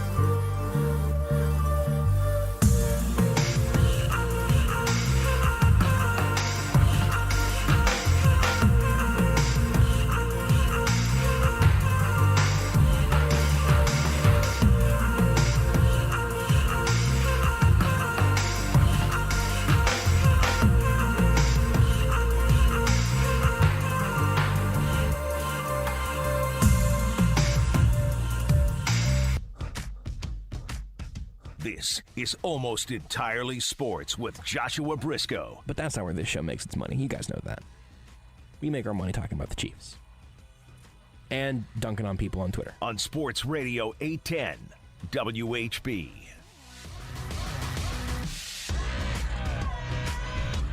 I gotta call somebody out. Hold on, I'm gonna find it. Should have found it during the break. Found it again. Iced Pyro on Twitch.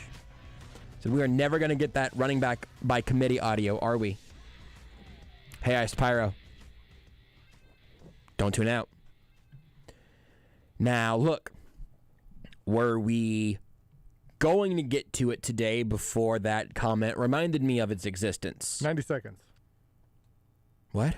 I was making like a joke, like we have 90 seconds left in the segment. We should take a break. Yeah. We gotta break it up. It was a joke. We are doing 2 segments here, right? Yep. Great. Got about 7 minutes. Ice Pyro, did you hear about...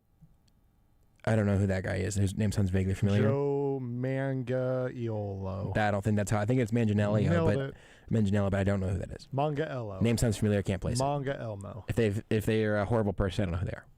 If they're a great person, is that the we're best mattress friends. dude down in Houston? I just assume every person who places a big bet is I don't know. Well, it wasn't that big of a bet, though. This is the thing. Well, he placed a bet the Steelers would win and the Jaguars would win and the Raiders and Chargers would tie. He put $200 on it and it would have paid out $34 million. Every time so there's a crazy bet, I just assume it's that Mattress King down in Houston. Yeah, but he put like $1 million on 3 different things. That's fair. He likes to give money away. He's the Mattress Don't King. make me forget to play this audio, Rudy. See what you're doing. Human Torch on Twitch also has said this is their favorite bit, is that we tease audio and then never get to it. Well, Ice Pyro said yesterday, said earlier, that the audio I teased yesterday, Joe Manganiello's an actor. That makes sense. It sounds vaguely familiar. So we're never going to get... Maybe? Huh? From Houston, maybe? I don't know. Specializes in commercials? Just Google it. Maybe furniture commercials? Maybe furniture that you sleep on? Maybe he's the Mattress King? Really pisses me off that I've got to get the actual answer to this question before the bit will... I don't even know if it will die. His professional film career began when he played Flash Thompson in Sam Raimi's Spider-Man. Oh, okay. Appears to have abs by the first few pictures that pop up on Google Images. Yeah, I remember that dude. Peter Parker beat him up. He's an actor. Yeah. I don't recognize him. He's done a bunch of superhero stuff. Justice League, also True Blood, Magic Mike XXL. His name was big. I can't read that. I remember the character in Spider-Man because I watched it not that long ago. Right, like a week ago. Yeah. So I remember. I know what he looked like back in like 2000 or 99. You guys are not going to get me to talk about Spider-Man. I'm pointing at Rudy and the Twitch computer. Neither one of you. Because I did forget about this audio, and then Ice Pyro kindly reminded me of it. It wasn't his bet, it was a friend of his. Ice Pyro really doing a good job producing the show today. We got to appreciate that. I was going to say we got to get you paid, but I can't. But I appreciate it. Still trying to get me paid first. That's right. Rudy beat up Charlie Carlin left the building one day. Rudy jumped him from the bushes, took his key fob, and he's just been working here for free ever since. Took it off his dead corpse. I was going to say from the plague, but again, that joke was way funnier 4 years ago when there wasn't an active plague. Stop keeping me from playing this audio. Me? We're running out of time. Andy Reid yesterday was asked about what they would do with the running back position. Now, Clyde Edwards-Helaire was a limited participant yesterday. He was a non-participant today. Bad sign. Seems unlikely that he'll go. Clyde Edwards-Helaire, Darrell Williams, limited both days. But Andy Reid was asked if they'd take more of a running back by committee approach if they do get everyone fully healthy and ready to go during these playoffs. Here's what Andy Reid said to that. Well, we've kind of done that throughout here. Just roll guys in, and everybody's had their little role with the offense, and so we'll keep doing that. We try to keep guys fresh and the best you possibly can, against a really good defense. So it won't be any different than during the season where we did that. Ha! Yeah? Is that right?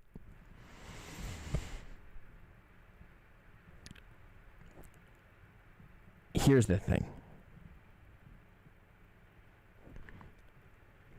A normal, well-adjusted human being with a variety of interests and passions, working livers, pancreases,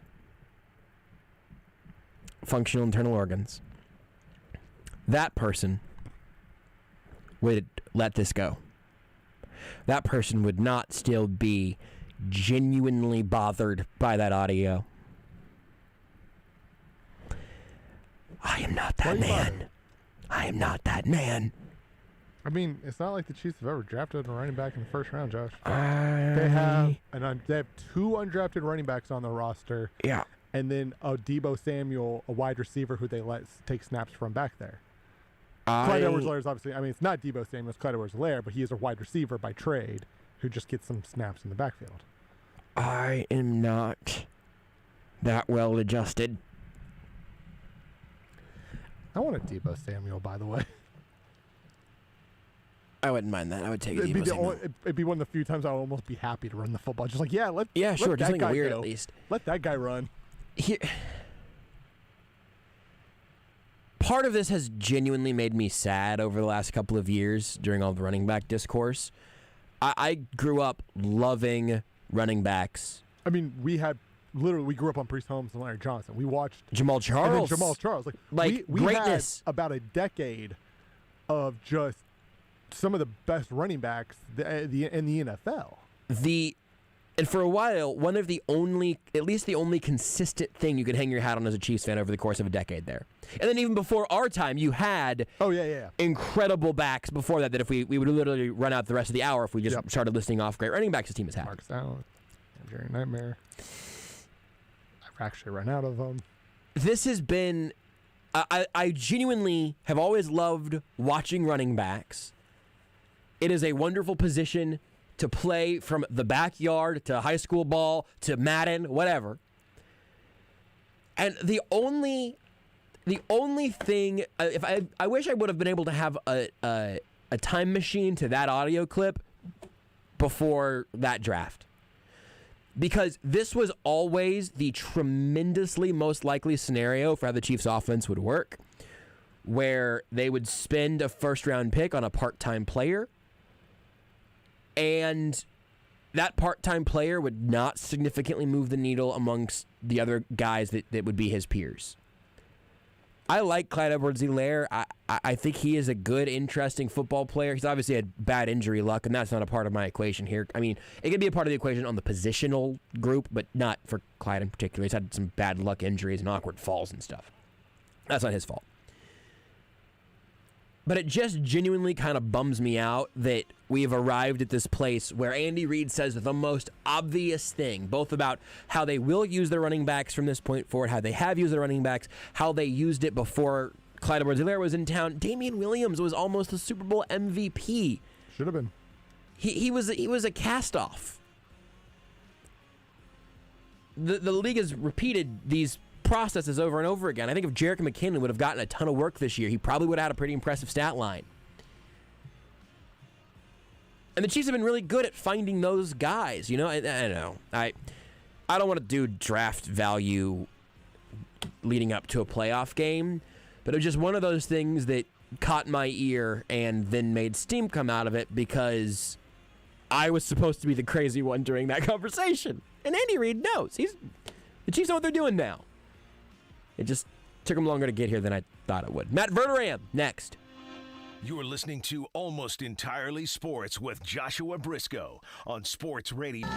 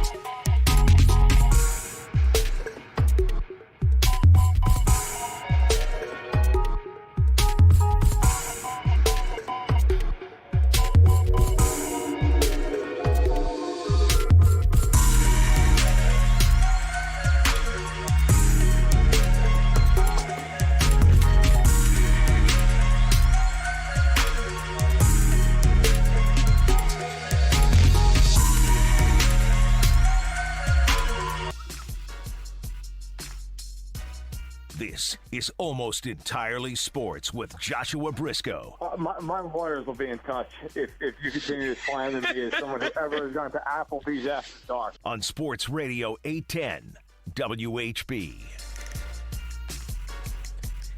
It's always a pleasure to talk to our dear friend Matt Verderame of FanSided, stacking the box. Just follow him on Twitter at Matt Verderame. You can get all of his work at fansided.com. Again, the Stacking the Box podcast and the videos, the Arrowhead Addict podcast and the post-game show and halftime and some Twitter spaces and all sorts of wonderful things that Matt Verderame does.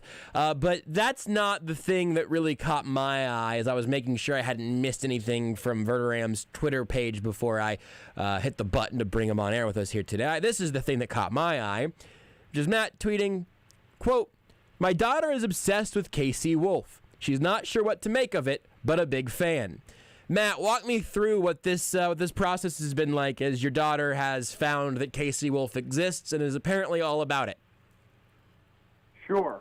So we were hanging out in my office, and on one of the walls in my office, there's a picture. In fact, 4 different pictures of the Chiefs going through their 2019 championship run, and one of the pictures is of Mahomes after he ran in against Tennessee, that 27-yard run. And so KC Wolf is kind of celebrating in the vicinity of Mahomes. And she looked at it and said, what's the big mouth? What's going on with it? And so I was like, oh, yeah, it's the wolf. It's a mascot. You know. And she was like, can you put that on the TV? I said, yeah, sure, I can pop the game on. So pop it on for her. And we watched that run about 8 times. And then she was like, is KC Wolf on YouTube? So we went and found KC Wolf on YouTube. And we watched the whole story. And she just thought that was the coolest thing ever. She's a big fan of that. And she likes to watch Gatorade get dumped on the coaches. So she's, listen, 4 years old. She's starting to really get into football, so that's been fun. She likes to make if you watch our podcast, which, by the way, is now sponsored by KC Beer. Go drink KC Beer, KC Beer Co. She makes an appearance all the time. Excellent. So she's always around. How did she and you feel about the Duke's Mayo bath? If she's in on Gatorade, I have a guess to where you came down on it, but I'm curious. She, I'm sure, would think it's very funny. Okay, good. I think it's both hilarious and also a crime against humanity. Yeah. But, like, people who are like, that's disgusting. I hate mayonnaise. Like, okay, look, first of all, I'm pro mayo, but only like a little bit. You can't lather that on there. That's just kind of gross. Yeah. But, like, it's mayonnaise. You're not getting dunked in feces. Like, relax. Like, so, and like, there are some people who are like, I would lose my mind if mayonnaise was on me. Like, all right, have you ever had a sandwich? You know, I get it. It's gross. But geez, like, it's all in fun. And come on, like those college football bowl games, anything to spice them up, I'm all for it. What would be I don't know my answer for this, but what would be the like food product that you would be most unenthused to be dunked in? Oh, that's a tough one. It is a tough one. It'd probably be something about texture more than it would be like how I feel about the food itself. Yeah. You know, probably something you like honey, because I feel like it would just be a pain to like get that off. You know, like you'd take forever. You'd be like squeegeing yourself like a mess back in the behind the house. Something like that. Something that would be sticky and gross, and just take a while to get off of you. Okay, last question in this line of questioning. What would you most want to be dunked in, food stuff wise? Where you're just opening. Chocolate. Yeah, okay, Chocolate. good. Come on. Yeah. That's not even the question. I mean, because now you sit there and just eat myself into a coma. Yeah. Just licking chocolate off my arm like a farm animal. But that's the way it is. So it's going to have to be something like that, where you just go, all right, well, I'm set up for the next hour. Yeah. Now, for me, I might literally eat myself into a coma now that I'm thinking about it. That is actually within the realm of possibility for me, but I'm not going to, I'll prepare for it. I got to know that the chocolate dump is happening, and then I'll be ready for it when the moment arrives. As the kids like to say, that's a you problem. Absolutely. Absolutely. Yep. I am enjoying a Diet Lipton citrus green tea, currently my absolute, favorite beverage on the market. You could dunk me in that, but that's just liquid. Plus, it's just more chocolate for Matt. If you're also in the chocolate, are we getting dunked together now? From Matt. We're just both standing underneath. I really hope not. I think this sounds great. Let's do that next time you're in town. We'll find a sponsor that wants to get a bunch of, I was going to say melt some chocolate, but I'd prefer it not be too terribly hot, because at that point now it's sort of like a medieval sort of torture at that point. I'd rather avoid that, I think.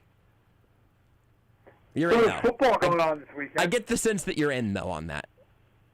I'll take your silence as a yes. Great. It's time to talk about football. We've done all we can to drive listeners away at this point. Oh, wait, I mean, for this segment, sure, but Rudy and I have only just begun. I don't know, man. I think they would rather listen to that than, some of the NFL coaches talk. That's fair. Speaking of that, Matt, we've gotten a large number of coaches added to the carousel, or teams on the carousel, whatever the metaphor needs to be there. A lot of teams looking for new coaches. Most recently, earlier today, David Culley ended up being let go from the Texans. I contend that it's a much worse look for the Texans than it is for David Culley, right? He won the same number of games with one extra loss, I guess, but that they won with Deshaun Watson before he got the town, and then he got 4 wins and an okay effort out of that team. But what do you make of that whole situation and the state of the Texans right now? I mean, what the hell is David Culley supposed to do? I don't know. They won 4 games, which I think was more than anybody thought they were going to win. Yeah. Like, let's just lay it out there. That team sucks. Yep. And they won 4 games with a team that was actively trying to lose football games. They were trading guys off midseason. They were signing 18 running backs going into the season. Like, Jack Easterby's still involved. And somehow you won 4 games. They canned him because they never planned on him being there anyway. Right.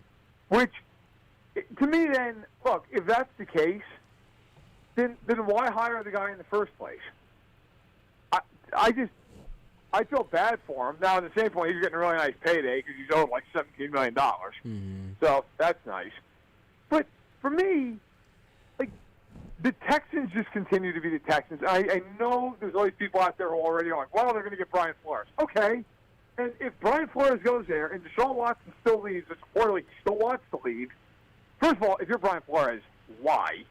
Secondly, like, who cares? I don't care who the coach is. If that organization's still run by the people at the top, it's irrelevant who the coach is. They stink. So I think it just goes to show that it's a bad organization. And of all the jobs, it's a job I would at least want, especially if Watson's out of there, which is really saying something considering the New York Giants exist. Yeah. Well, you beat me to the angle on the next swing here, which is which of those jobs does appeal to you? Because even some of the ones where the roster is clearly in a better place, like I would have significant questions about what the Dolphins are doing to pick one. Like you need me to come do a better job than Brian Flores was doing. That seems difficult. So what do you think whole picture would be the best opportunity for a coach? You know, it's a weird year because 25% of the coaching jobs are open. Mm-hmm. I don't like any of them.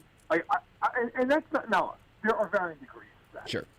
The Vikings, I think if you are a good coach, you could probably go into make the playoffs right away, the easiest for them because the roster is pretty good. But who's your quarterback long term? Yep. Your cap sheet's a mess. The Bears, okay, I'm right outside Chicago. Like, their ownership is kind of a disaster right now if you watch that pressure. Fields, pretty much to me, that's the answer. I like the Bears the most because I think Fields is going to be very good. But if you don't like Fields, then that's a terrible job. They don't even have a first-round pick this year. Right. Denver is really interesting. Like the roster a lot, but you have no quarterback. And I've already seen 4 prominent people say, well, if they just had a quarterback, that'd be a great job. Yeah, well, that's fine. That's like saying if my house had 5,000 extra square feet, it'd be a mansion. Well, it's not a mansion because it doesn't have 5,000 extra square feet, and they don't have a quarterback. Right. And now with Rodgers looking like he's going to stay right where he is, I don't know what their answer is. Watson has a no-trade clause, and it didn't seem like he was interested in Denver a year ago. And Russell Wilson, he's going to go to Denver? I don't know. I would bet against that. So, and they don't know who their owner is going to be as they continue to go to that battle. So there are some teams. Jacksonville's Trevor Lawrence, kind of like Chicago. If you love him, then you're on board. But they have Shad Khan as an owner and Trent Baalke as GM. Mm-hmm. None of those jobs jump out to me as, oh, that's a great job. I would roll with the Bears only because I really do like Justin Fields. But if you don't really like him, it's not a great year to need to be a head coach. Yeah. I think the only team we haven't mentioned at all now is that Raiders job. Is there, what do you think the chances that Bisaccia keeps that job? I think it's so. Look, if he wins on Saturday, he has to keep the job. I think he has to keep it anyway. If it were my decision, he would keep that job. He has navigated them through an impossible year. Yeah. And yet, look, you go through Gruden resigning in disgrace, then the tragedy involving Henry Ruggs, then you go through Damon Arnett's nonsense, all the way through. They're 6-7 after they get absolutely just blasted out of Arrowhead. And they go and they win 4 games in a row, including games over the Colts and the Chargers. I think he deserves another year. I do. But we're talking about Mark Davis and a franchise that is known for wanting to take big swings, wanting to grab the headlines. So I think it depends. If they feel like they could get Jim Harbaugh, then I would lean toward, well, they'll probably do that because they'll be able to put him on billboards and nobody ever learns from the mistake they just made and so on and so forth. But I think he's done a nice job. I think the players have showed they'll play hard for him. So I think it's so-so. I think it's 50-50. But if he wins this weekend, I think he keeps his job. This might be a totally useless question because the framing of it changes so much by the individual. But do you feel like there is a general strategy in terms of hiring head coaches that you prefer, and in terms of finding the big name that you can sell to your fan base, finding the up and coming coordinator, finding the retread who won somewhere else but then got let go, or would you say that it is completely dependent on the individual, or is there a pattern that you like? Yeah, I think it depends on the situation. Like, if I've got a young quarterback, I've got to go find somebody, in my opinion, who's an offensive mind, and I'd like to find somebody who's younger because if they're good, they can grow with your quarterback for the next 15 years. Yeah. Like that. I don't want somebody who's 62 and a defensive coordinator. Right. Because that makes no sense. It doesn't help me. Like, I've already seen a lot of the names that the Broncos have thrown out there are like these defensive coordinators.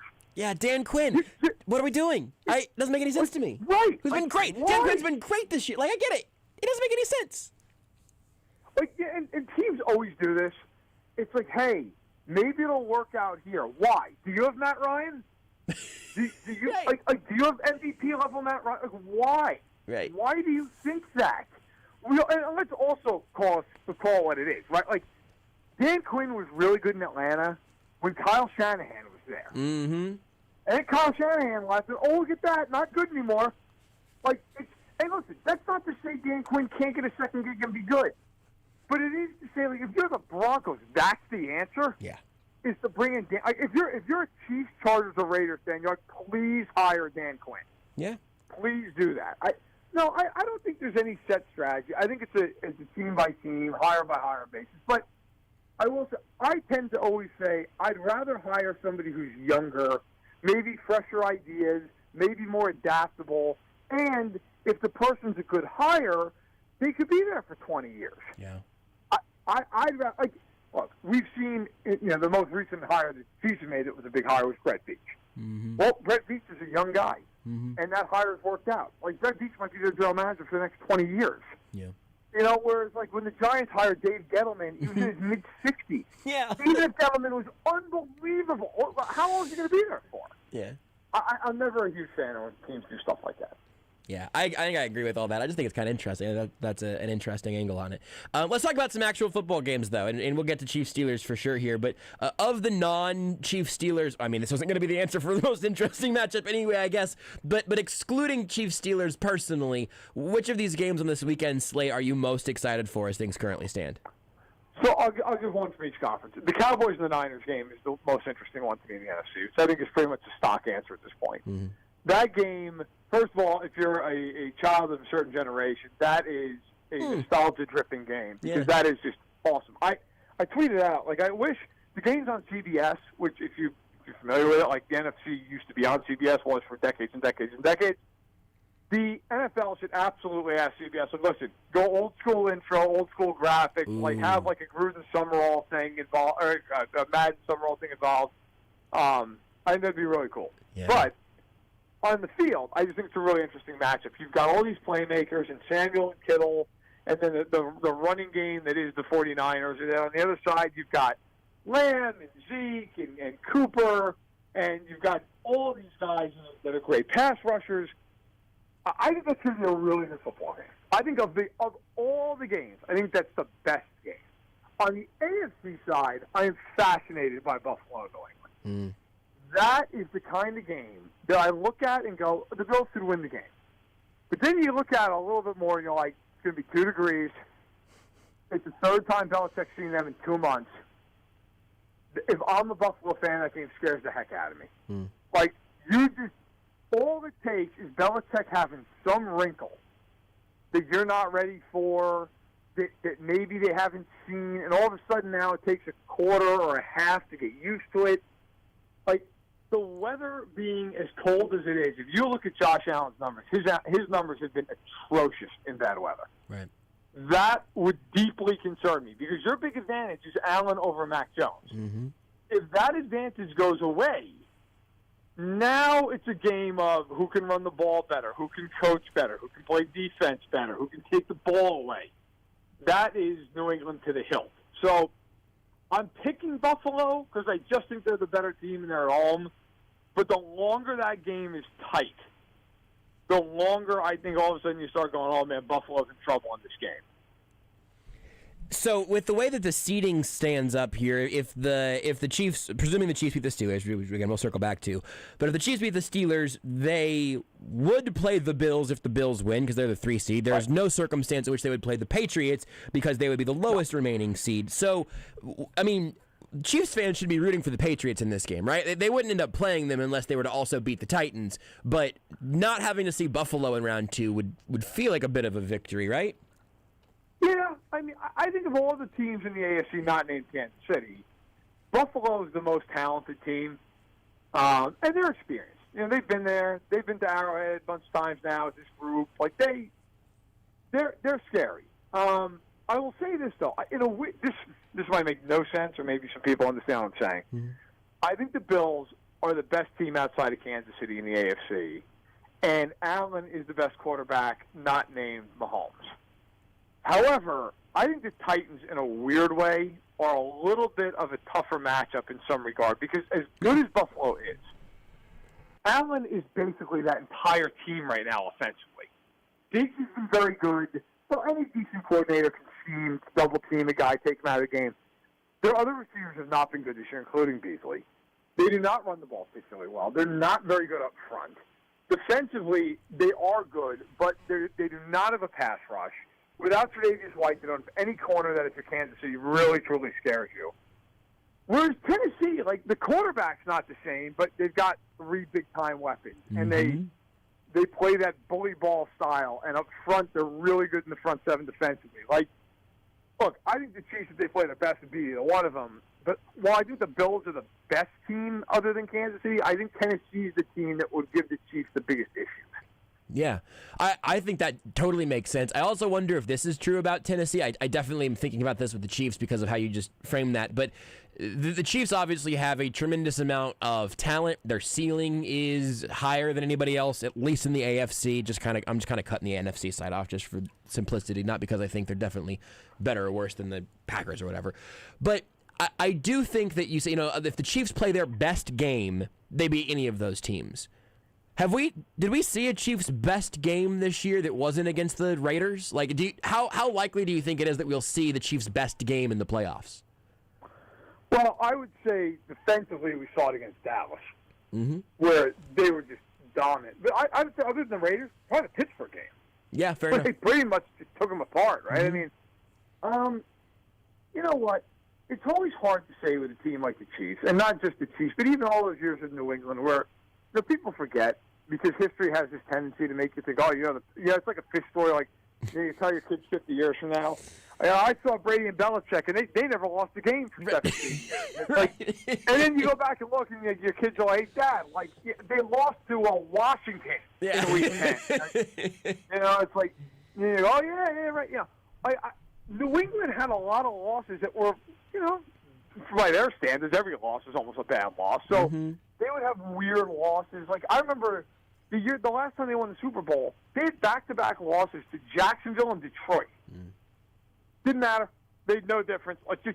And my point is, forgot about those games. Those were gross. Yeah. That's right. Matt Patricia was involved on Sunday Night Football and beat them. Right?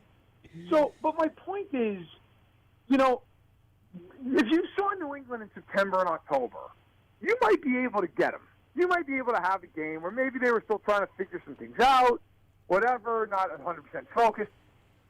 But then you, as the great late Therese Taylor used to say, if you were in January, you had to go where the phones don't work, and you went up there and you're like, yeah, they're going to lose because you're not beating that team in that bill. And I kind of feel the same way about Kansas City. We had all these conversations last year when they were 14-2, but they couldn't close out games toward the end of the year. And they played Buffalo, and everybody's like, I don't know, Buffalo's hot, and the Chiefs just steamrolled them. Yeah. And they're like, oh, you're right, because the Chiefs are just better than them. And I wonder now that they've gotten to the playoffs, do they still have some of the warts we've seen?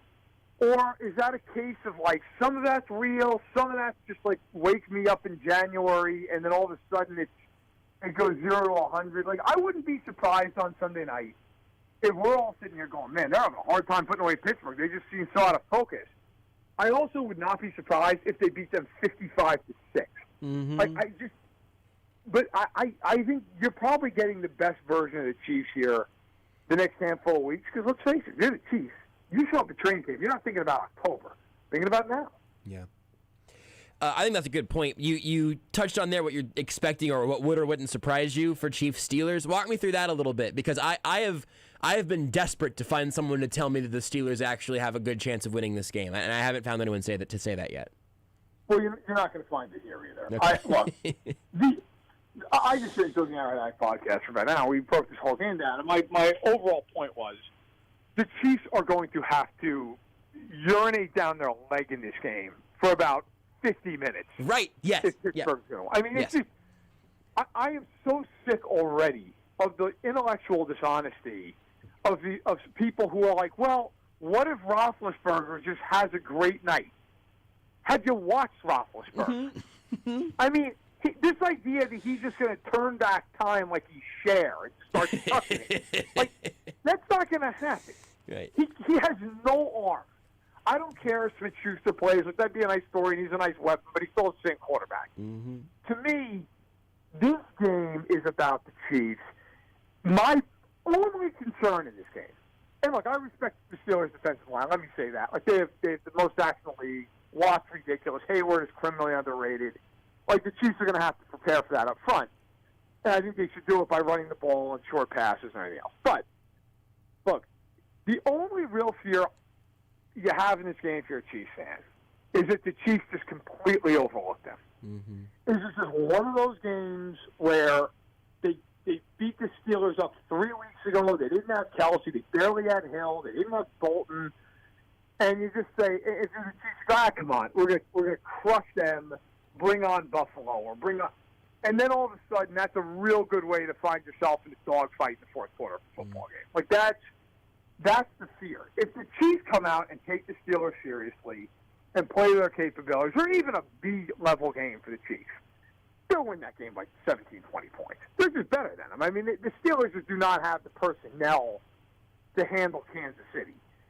But if the Chiefs don't focus and they turn the ball over 3 times and they take penalties, then sure, anybody can lose a playoff game like that. But I think of all the games this weekend, this game is by far the biggest mismatch. The thing that most caught my ear there is you saying the Chiefs would have to urinate down their leg for 50 minutes because this has been my little bit of a hang up and kind of looking at this season in retrospect, some looking ahead of the playoffs. The Chiefs have lost to good teams because good teams have been able to punish the Chiefs for the mistakes they've made. Even if they have those self-inflicted issues that they will almost certainly have for however long they're in the playoffs, even if it's through the Super Bowl, because they've just had games, they've had sloppy moments and mistakes and stuff all year long. But having one muffed punt or one turnover in the red zone isn't going to be enough for the Steelers to actually do anything about it. It's going to have to be 4 or 5 of those things, right? It's going to have to be a catastrophic meltdown. Yeah. And that's not, like, everybody at this point in the world knows who follows me. Like, I grew up a Chiefs fan. I still have, my emotional attachment to them, and that's the way it'll always be. I think, look, this game, my whole life, I've always spent being absolutely in sheer terror with the Chiefs. Mm-hmm. Because you're always just waiting for the anvil to drop, right? Yep. Like, you're always Wile E. Coyote in the cartoon. And you're like, oh, God. Like, this is the one time, and maybe this should make you the most nervous. Like, I just look at this game, and it's like, unless they completely fall apart, they're not losing this game. Mm-hmm. They're just not. Like, I think it was Carrington Harrison tweeted this out earlier on Twitter, and he put, I think it was from Mitch Holders, who said the Chiefs are something like 49-3 with Mahomes, and they hold the team under 30 points. Crazy. I mean, the Steelers not scoring 30 points. Yeah. That's not happening. And look, the biggest problem the Steelers have in this game, in my opinion, they're not good defensively. Like, last year they had no offense, but they were great defensively. This year, they can't stop anyone. They're giving up 6 yards to carry. So I just look at this game and say the Chiefs are going to score. And if they score, then it becomes a game where Roethlisberger's got to drop back and just throw it, and that's the end of the game. Mm-hmm. Because he has no capability to do that at this point in his career. I mean, it's all fine and well. Everybody loves to say, well, maybe he's got some magic in him. It's his last year. I mean, people love to say that and then forget about history. Like, right.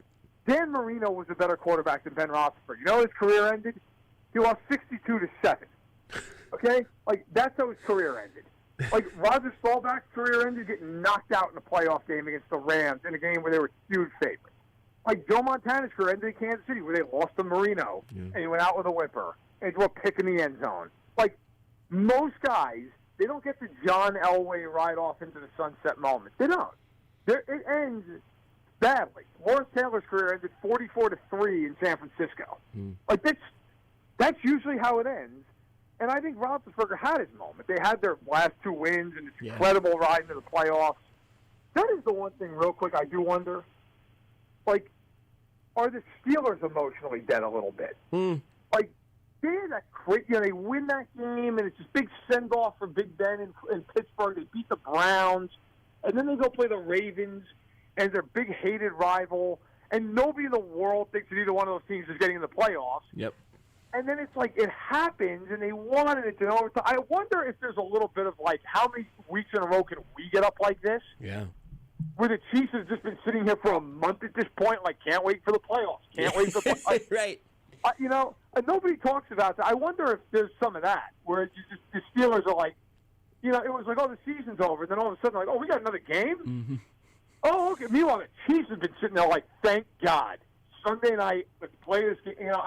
Okay, maybe not shake out that way, but I do think about that at times. I think that's super interesting. They're both at the same terminal at the airport, or the same gate, and the Chiefs got there like 4 hours early, and they've been sitting there, and they're bored, and they got through TSA really early on, and the Steelers got to the airport 45 minutes before boarding, and they have been sprinting every step of the way. They are out of breath, and they have gotten to the gate, and they are ready to get on the plane, and the Chiefs have just been sitting there for hours, like, oh, you guys made it. Oh, that's cool. Are you ready? Okay, let's go. Like, I wonder if there's something to that. Last thing here on this game, Matt, I want you to try to build your genuine best case for the Steelers that isn't just the Chiefs poop their pants. Like, what is the best thing that the Steelers have within their own control that they could do to win this game? Unrelenting pressure on Mahomes. That they just destroys Wiley, and the Chiefs don't account for it. That Hayward's blowing up the interior of the offensive line. Fitzpatrick makes a couple of big-time plays on the back end because he's capable of it. And then, offensively, you got to be able to run the ball. And maybe there are some plays where it's short passing, but you can spring a guy because the Chiefs' tackling has been hit and miss this year. I think that's the best case. I think you've got to have a ball control offense where maybe you have one or two lightning strikes out of a broken tackle type play. And then defensively, it's got to just be pressure, and it's just relentless. But if the Chiefs let that happen, shame on them. Because you know that's it. Like, there's not – all you have to do essentially is double Watt. And, okay, Brown can take Highsmith, and your interior is tremendous. Like, you should be fine. This would have to be one of these things where you walk away and go, what was the coaching staff doing? Right. Like, how could you not – it would have to be something like that. Again, I think that's the best case I can make, and frankly, it's a really flimsy one. Like, it's one of those things where if the Chiefs just go out and play a reasonably good football game, they're going to win going away. And then it becomes, hey, who are you playing next? But they got to win this game. I'll say this, and it's not lightly. If they lose this game, it's the worst loss in the history of the franchise. And that sentence is doing a lot of lifting, considering the losses that have happened to this franchise. It would be the worst. Part of me wants to immediately say it wouldn't even be the worst loss to the Steelers, but I like going backwards. I think I agree with you.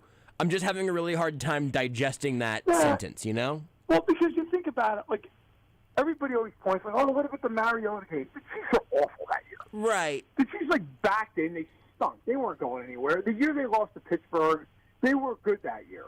But so was Pittsburgh, and New England was going to beat Kansas City if they got to the AFC Championship game anyway. Like everybody always points to that Colts game, that 38-30, like 38-10, whatever it was, the lead. The Chiefs weren't going anywhere that year. Oh, that would hurt. That one's, and we're still in the years that start with a 2. Right. Yeah. Oh, yeah. So the 90s or something. The 90s made me drink as a child. But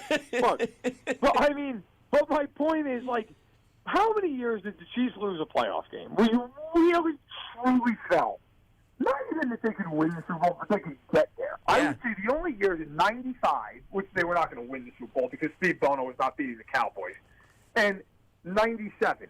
97 is probably the closest.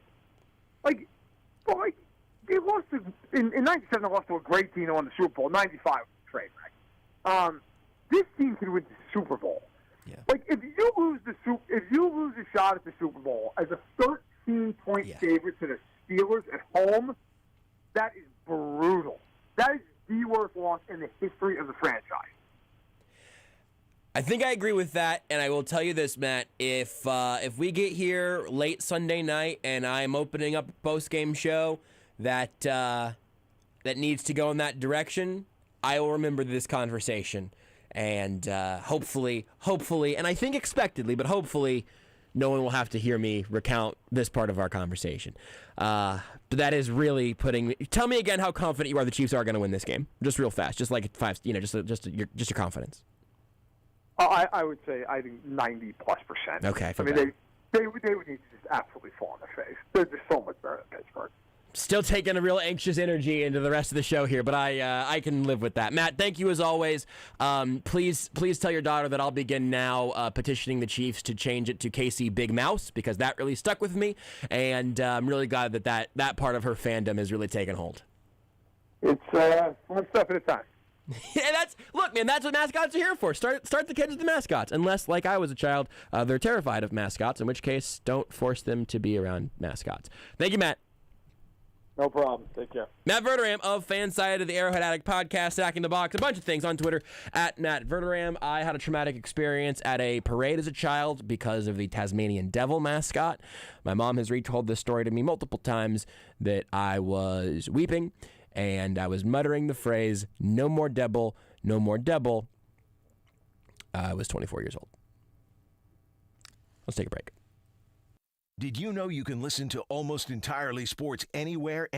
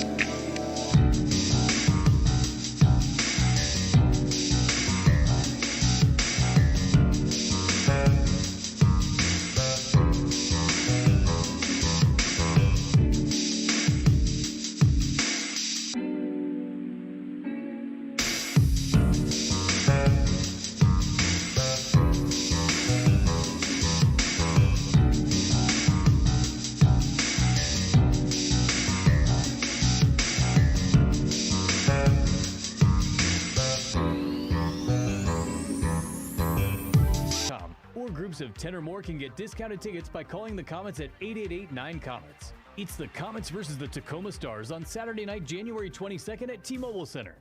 Green's there with the offensive board, and that'll be...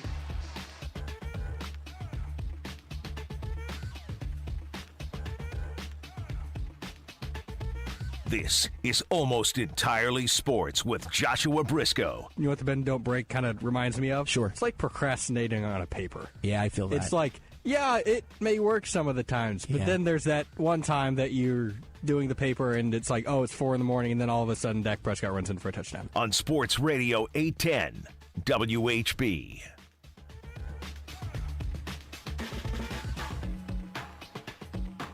So this segment's going to be either gross or just intensely self-involved or medical, I don't know, because, Rudy, will you just say the last thing that you said there? I was going to start this segment by talking about the fact that I have an open wound in the studio right now, but you go first. Oh, yeah, like, my left eye is just like, and it's kind of like this. No. I just want you to use the exact same word that you used to me. My left eye is just very gooey.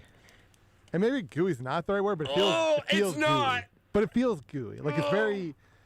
I guess watery is probably the more correct term. I mean, you said gooey. Like, you should gooey. say what is true to you.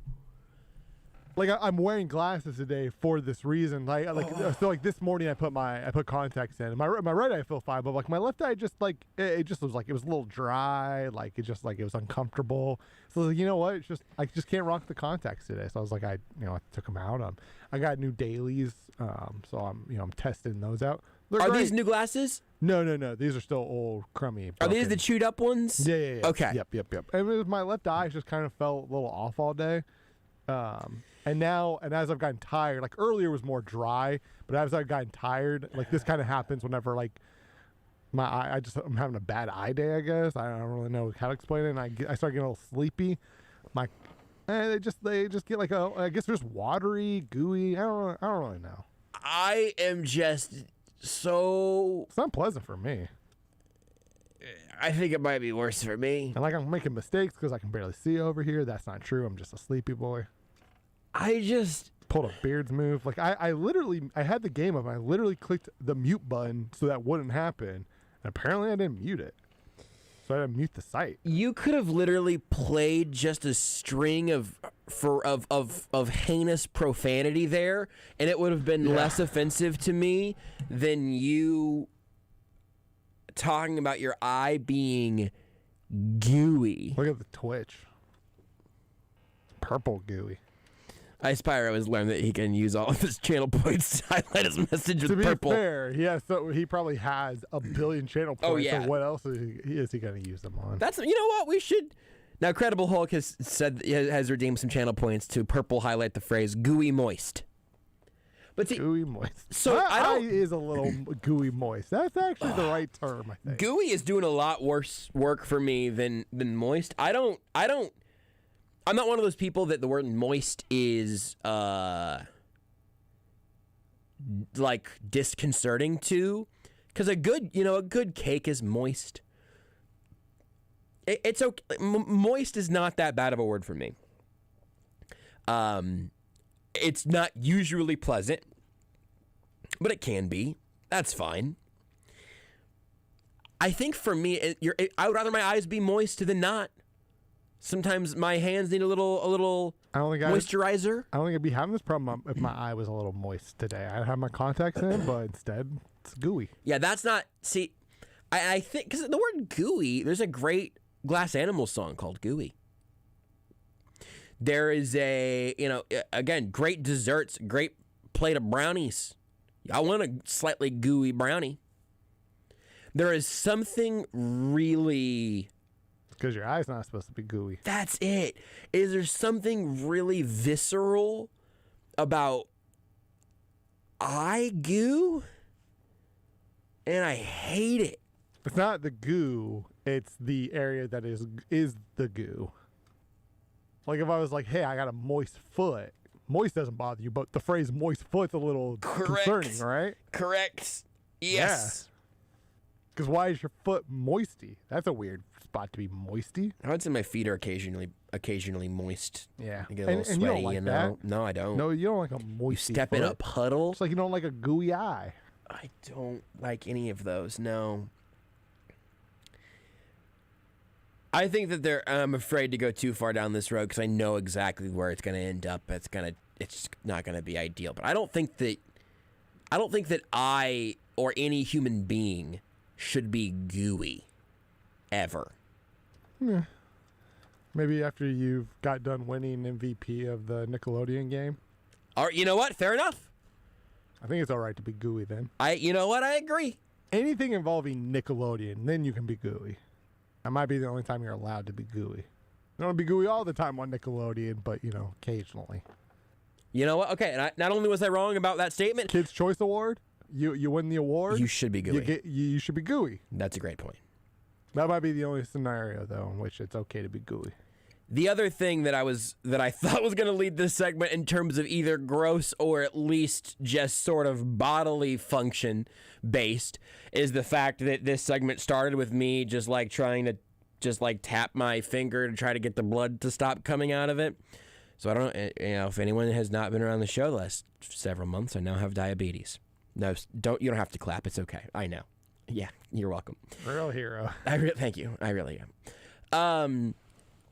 And it's not, I wouldn't recommend it if you can avoid it. I've got type 1, which is the thing you can't really do much for other than like take insulin, right? If you have type 2 diabetes, that can be a lifestyle change that can really adjust how your body is dealing with that. It might not even necessarily be a pure lifestyle thing. It might be how your body is reacting to insulin, or is it not making enough? Something in your body has gone wrong. Type 1 diabetes, your pancreas is just like, actually, I'm out. Like, I'm good on the insulin front. It's more complicated than that, but that's the fun way to think about it. It's like, I'm sleepy, I'm going home. Peace. Yeah, and it's more that the rest of your body actually thought that your pancreas was a bad guy. That one little section of your pancreas was a bad guy. And so it was like, get him, it's a virus or something. And it just, also lasered your pancreas instead of just the little virus bugs. When you play Among Us. Yeah. And you're like just dead set that the red boy, he's a little sus, and you're like, you know what? Red boy's sus. Let's throw him out. And then all of a sudden the words come across. Red was not the suspect. And it's like, Josh's pancreas was not the imposter. Yeah. Is what flashed above my eyes as I was hallucinating and dying in a bathtub. Do you know they're making Among Us VR? Or I guess have made, is coming out. I would play that.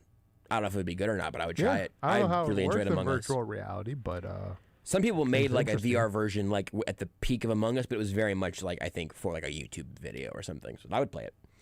But one of the things that has made all of the diabetes things much, much, much, much, much easier is my Dexcom continuous glucose monitor, or CGM. There are different brands, but mine is the Dexcom one. And it's a little device that is a big applicator, like a big plastic looking, it almost looks like a Hot Wheel launcher or something.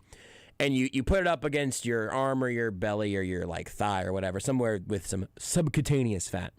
Hit a button and it launches in a little, essentially a needle, but it's more of a filament. So it's more like it's a fishing line or whatever in terms of thickness and it's fishing for diabetes. Whatnot. It's fishing for your blood. Anyway, you put that in, you put a little transmitter in, and every 5 minutes it will send your blood sugar to your phone. This is an unbelievable advancement in diabetes technology. It's been around for a while, but like this is obviously the first time I've needed it. It's incredible because it keeps you from having to do the finger sticks. Otherwise, you have to do a finger stick, bleed on a very high-tech little piece of paper. The machine will tell you what your blood sugar is. You throw it away, and you don't know what your blood sugar is until next time you check it. This has made life so much easier. I only have to do the finger stick method for a couple of weeks, I think. The CGM is incredible.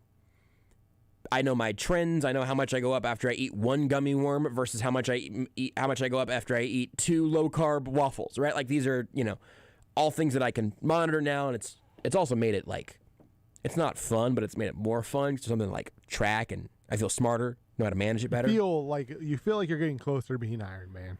That is really true. I'm also working on some pump stuff, so we're going to see where that goes, but there's a chance that by 2027, I'm 51% robot. I will say that. In fact, that's my goal. The one issue, though, and the thing that became pertinent tonight, is that whenever you put in a new sensor, you got to change them every 10 days, and my last one ran out this afternoon, so I had to swap it out, go home and swap it out between shows, and then came back and everything. And sometimes for the first few hours of a new sensor, it's taking some time to calibrate and to get everything all figured out. And so right now, during the majority of tonight's show, my phone has fluctuated through my Dexcom somewhere between hey, man, everything's looking pretty good out here. If you wanted to have a Kit Kat, that'd be cool with us, but you kind of do you. And then 20 minutes later, my phone and watch and Dexcom are all yelling at me, telling me that, hey, man, you're dying! Hey! Hey! Hey, you got 20 minutes! If you don't eat that Kit Kat, if you don't eat that Reese's Take 5 pretzels, caramel, peanut butter, peanuts, and chocolate bar candy you've got in your bag, which I did eat, you're gonna die in 20 minutes! You'd pass out in 20 minutes, whatever. I was like, okay, man, that doesn't really seem right, though. Like, I had some food, and, like, my blood sugar was fine, like, 15 minutes ago. Are you sure? You're dying! Have some candy! Have a juice! Eat an apple! Have a carb! Have a pretzel! And then I prick my finger, and I bleed onto that little thingy, and my little monitor's like, hey, man, you're doing great, actually. Your blood sugar's like 92. You should probably, you're gonna ride this out at least until you get home and have maybe a little more proper dinner. While my phone is like, hey, man, you're at 49! You could be seeing stars right now. Are you okay?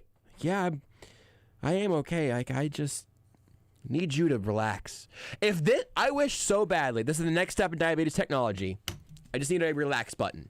A button that I can hit that will tell all of my technology, yep, I just had a snack. I'm awake. If I was asleep, I'd want you to buzz me. I'm awake. I just had a Reese's cup. Why don't you hang it? You just hang out. You keep an eye on it. Basically the snooze button. We'll check back in 15 minutes. I just need a snooze button for diabetes tech. Frankly, I think that is the most important next advancement in diabetes technology, and I really wish everybody would really get on that. Stop dragging your pancreases and get on it. I don't see the big problem. We will take a break. We'll come back. We'll wrap things up in, some way that we'll probably figure out during the break, if I'm being honest. Take the show with you wherever you go. Listen live on the Sports Radio 810 mobile app and 810WHB.com. Hey guys, it's Tim Grunhard. And as many of you know, I've recently been inducted into Kansas City Football Hall of Fame. This is hands down the best honor I've ever received because it's not only involving me, but every player and every fan of this great city. Being a Hall of Famer requires grit, drive, and doing the right thing every time. I'm proud to represent Kansas City, and I'm really proud to represent Roberts Robinson Chevrolet Buick GMC. Right now, they're one of the few dealers in Kansas City that includes a free lifetime powertrain warranty on all new vehicles. Can you imagine driving a truck for over 200,000 miles and having the transmission replaced for free? That's what this lifetime warranty offers and more. Don't go to another dealer that sells you a 3-year, 36,000-mile warranty. Go to Roberts Robinson and get the lifetime warranty. Check them out online at robertsrobinson.com or view their Roberts Robinson Facebook page. And as always, tell them that Grunny sent you. Geico presents Motorcycle Sounds. If you hear this, and within 15 seconds, you already know that it's a 6-speed cruiser with a wheelbase of 120 inches, a V-twin 2-cylinder engine with a max torque of 110 foot-pounds, a bright yellow body, black upholstery, chromed-out wheels, a nice clean fairing, and a big dresser in the back ready to tour, well, then you probably ride a motorcycle. So you probably know that Geico could save you even more when you bundle motorcycle with your home or car insurance. Geico Motorcycle. Save even more when you bundle. Finding the right person for the job isn't easy. Just ask someone who hired their personal trainer as a caterer. All right, folks, let's keep this line moving. You there with the tongs. Picking up one Duchess potato at a time will not cut it at my catering table. Drop and give me 50. But if you've got an insurance question, you can always count on your local Geico agent. They can bundle your policies, which could save you hundreds. Okay, this is what we call the wild mushroom and asparagus dip, and press. Come on, let's get those plates above your heads. For expert help with all your insurance needs, visit geico.com/local today. You are listening to Almost Entirely Sports with Joshua Brisco. I'm sorry, that's from me gagging so hard. On Sports Radio 810 WHB. I gotta respect the channel points here. Ice to Pyro on Twitch has said, my fantasy team was Chiefs Among Us. That's pretty funny. Like Chief Among Us, but Chiefs Among Us. I like that. I have 36,000 channel points. Each highlighted message costs 100 channel points. And then he said, we need ideas to distract Josh. Congratulations, you've done it. And then also, we need more channel emotes. That's something that I should, now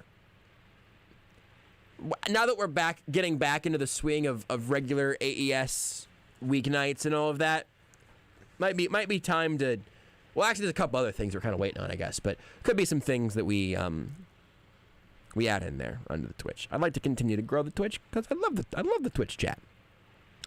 Rudy, I didn't ask you this question. I don't know if I ever really gave my answer.